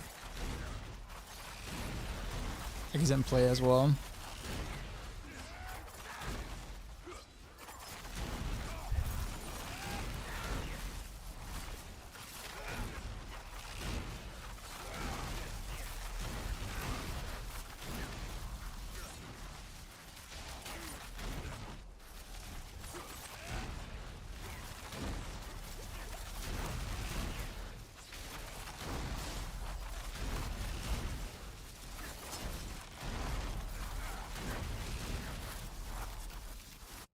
You mean a necro temper bug?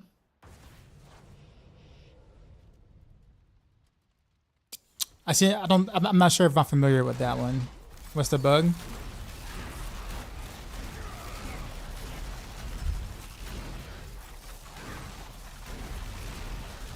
I agree with you, but they're not gonna do it though. Like whatever the bug is, I do agree with you on. But for a small, good season 7, then a huge bugged one. Wow. Have you noticed in the pit anything like D3 where different mob types give you more progression on the time bar? Yeah, pretty much. Yep.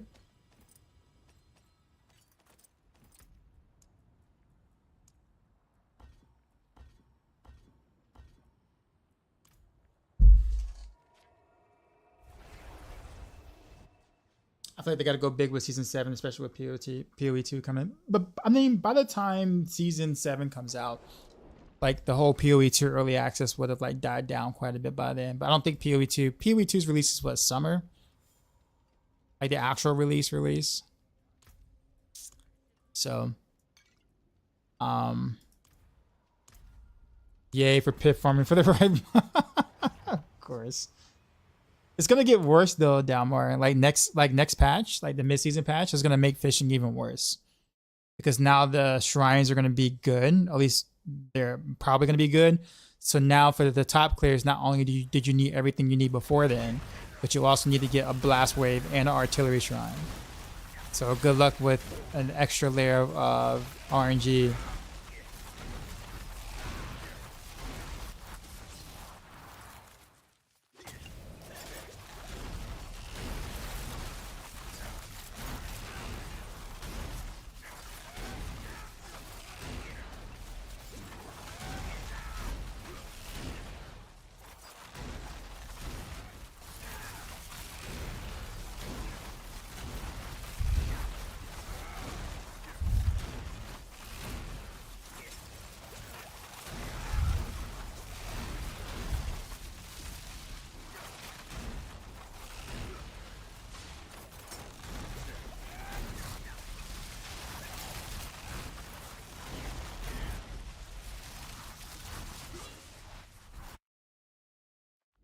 You can double the value for anything as long as you temper defense and utility. Something like ice, spike temper, and both defense and utility. Oh, really? Actually, I actually did not know about that. Yeah, they're probably not going to do anything about it this season, but that definitely won't be possible next season.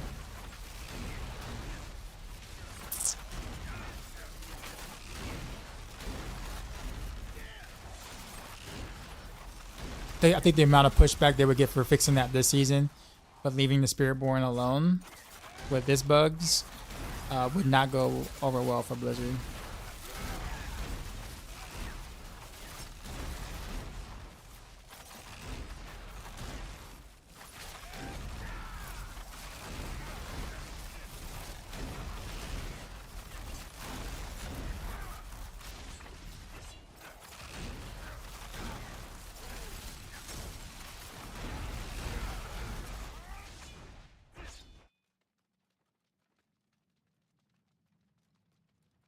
Where the mob's at?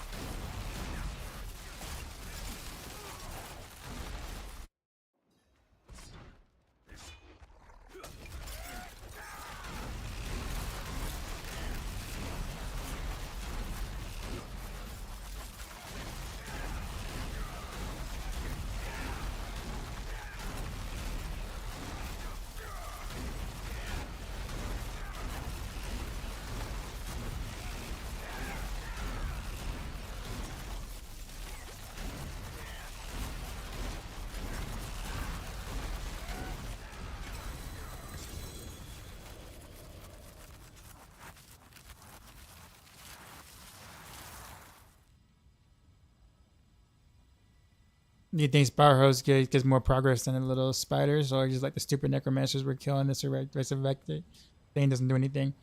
Spider hostess are good because of the fact that like the well, for one, density, right? And the more things you can kill trash wise, the more progression you're gonna make. So spider hostess have always been good, and they're also not that dangerous. At least the non-frost ones are. That's why they've been, you know, a pretty popular mob type. To fish for. And actually, I don't mind. Don't mind if I ask a question with the flurry and precision buffs. Will random rails be top rogue surpassing? So flurry doesn't do any damage in the random rails build. Flurry is is completely utility in the Rain of Arrows build. So Flurry isn't dealing any damage. So the Flurry buff does nothing for the Rain of Arrows. However, Precision buffs Rain of Arrows, but Precision also buffs Rapid Fire. So basically, they'll be in the same spots as they currently are. So both builds would just move up a couple of pit tiers, and that's it.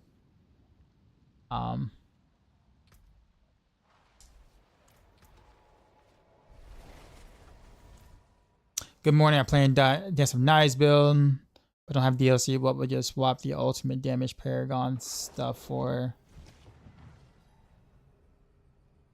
If I don't proc the Druid ult all the time? That's a good question, actually.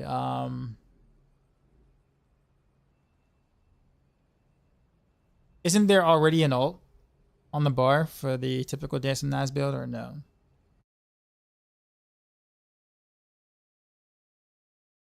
Hold on. Let me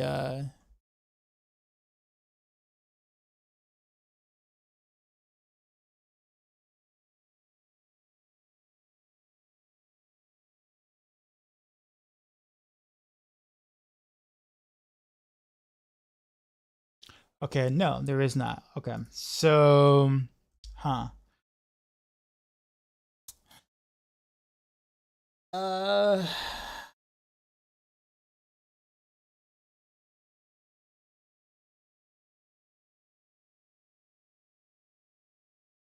I mean, it's still a preparation build. But you don't really spend. Yeah.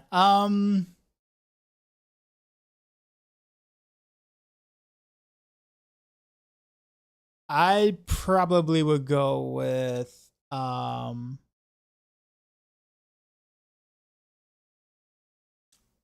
probably Cunning Stratagem. Not Cunning Stratagem, sorry, no, I'm sorry. Eldritch Bounty, legendary board. Yeah, I will go with Eldritch Bounty because you do keep Cold Imbuement. So, and Cold Imbuement, you know, will buff your, you know, so, same thing with Shadow Imbuement. So, yeah, I will replace it with Eldritch Bounty legendary board. So I mean, that's a very good question. Appreciate the follow.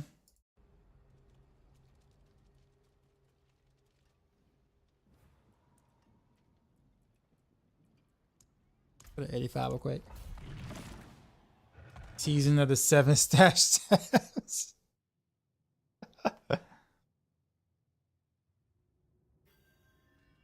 I'm gonna try Druid again. I might. Shred looks pretty fun.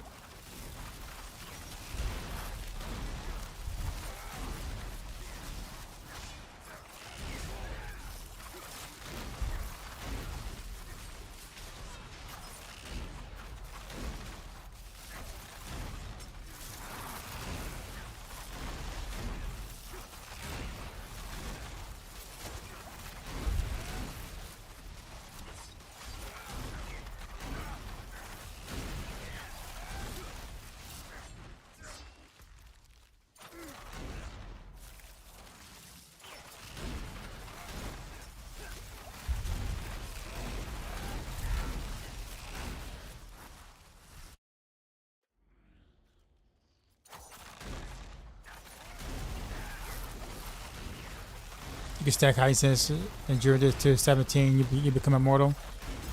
See, now that I probably wouldn't want to do. After a certain point, if I feel like I can't die, or there's nothing that can threaten me, then I start to become bored. I think a major thing for me when it comes to action RPG games is the gameplay and the combat. So I like to feel like there is resistance. It's partially why I don't play Spiritborn right now. But yeah. Like if I'm basically immortal, then like half of the reason why I like to play the game is gone. That makes sense. You would die if you missed a shift. I mean, I think I still need more engagement than that though. That's why I didn't play Immortal Sork either. The past 2 seasons. Same reason.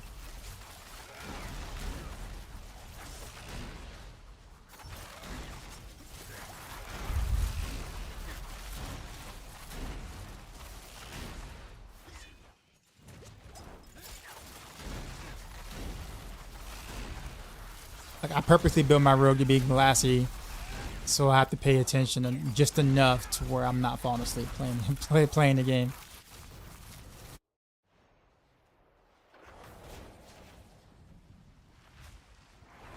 You get it straight to the rare whip every 2 seconds.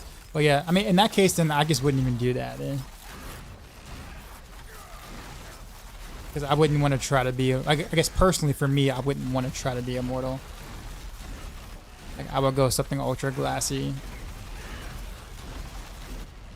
if I can. But I know I'm like in the very small minority on that though, like extremely small minority. Oh, it's all 0. Oh, that's right, because that's an 85. I'm gonna try to buff Werewolf Tornado at some point. I kind of just want to do Shred, honestly. Only just because I like the gameplay of it. Tornado, we'll see. I actually do like Tornado too as well. I played with Landslide last season, pure Landslide. But we'll see. I see buff all Druid passes and a huge buff to Tornado. Yeah, but like I think in order for me to play something different on like I don't know how I say it. So like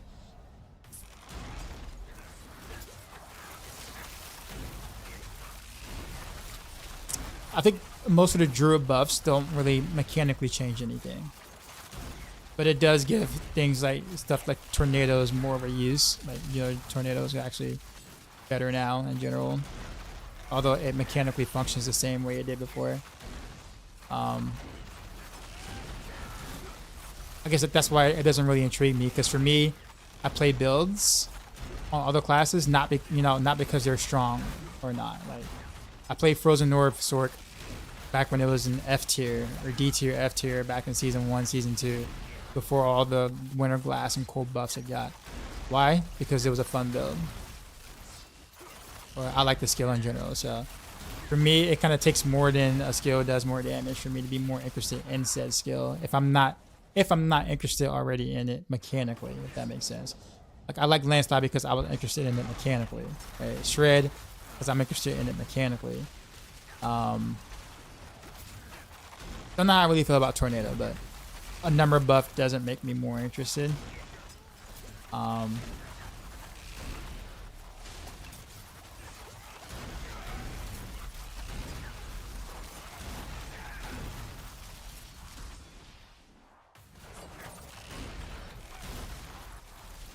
think that's kind of my issue with Rogue right now. Like when they show the slideshow with Rogue and they kind of buff stuff that we're already using and nothing mechanically changes.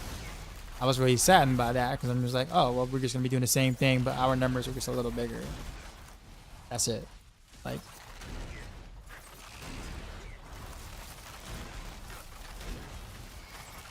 I might as well just do 90s. Because, like, I'm still one-shotting. It's still one shot.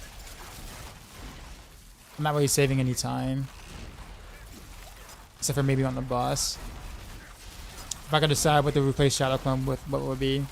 Honestly, I don't really want them to replace Shadow Clone. I just want it to work. I just want it to work properly. That's all. I don't replace it. Just make it good. I mean, if I had to replace it, I don't know what I would do for an ultimate.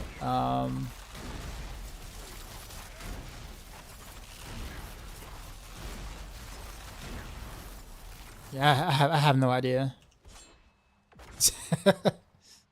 Slither.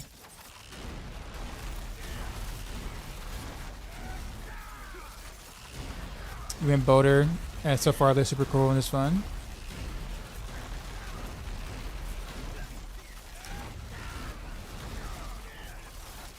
I'm hoping for more changes in the Passionos though. I'm really hoping we're getting more than what we saw. Well, let me phrase that. We are getting more than what we saw, but I really hope that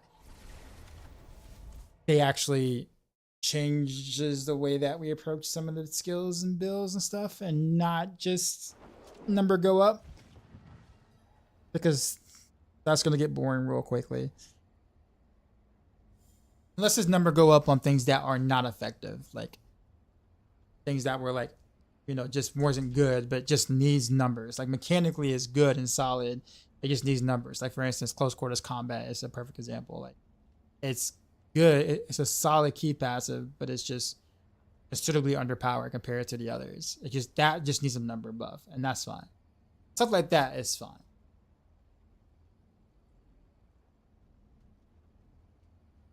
All right, that's gonna be it for me for tonight, guys.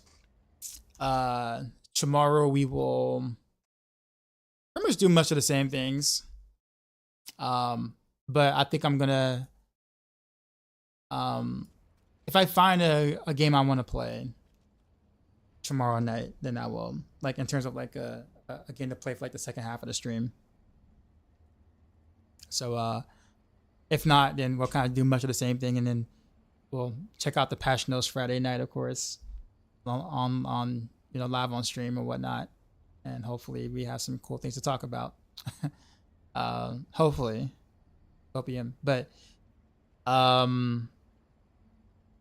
thanks for answering questions. Yeah, man, no problem. Oh, Diver. That game was a lot of fun. I might revisit just that, just for some good old fashioned fun. All right, who to go to?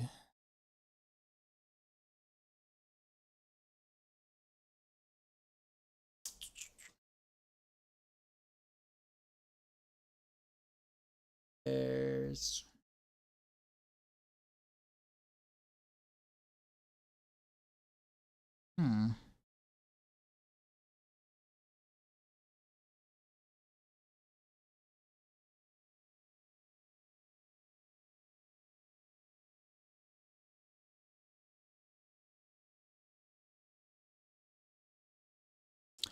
that is Yo, let's check this guy out. Wingless NZ. He's playing some D4.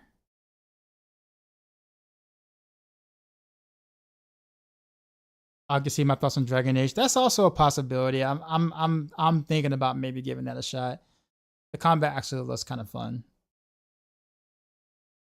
That's another game friends convinced me to play, and when I bought it, nobody played. That's so unfortunate. For that has happened to me too, man. That's happened to me, and I'm gonna be honest. I've done that to others before, unfortunately, where I convinced someone else to play, to buy it, and then but by the time they bought it, I just didn't play anymore, and I just didn't want to play anymore. So I've been that guy before, like once or twice, but that's happened to me a ton of times.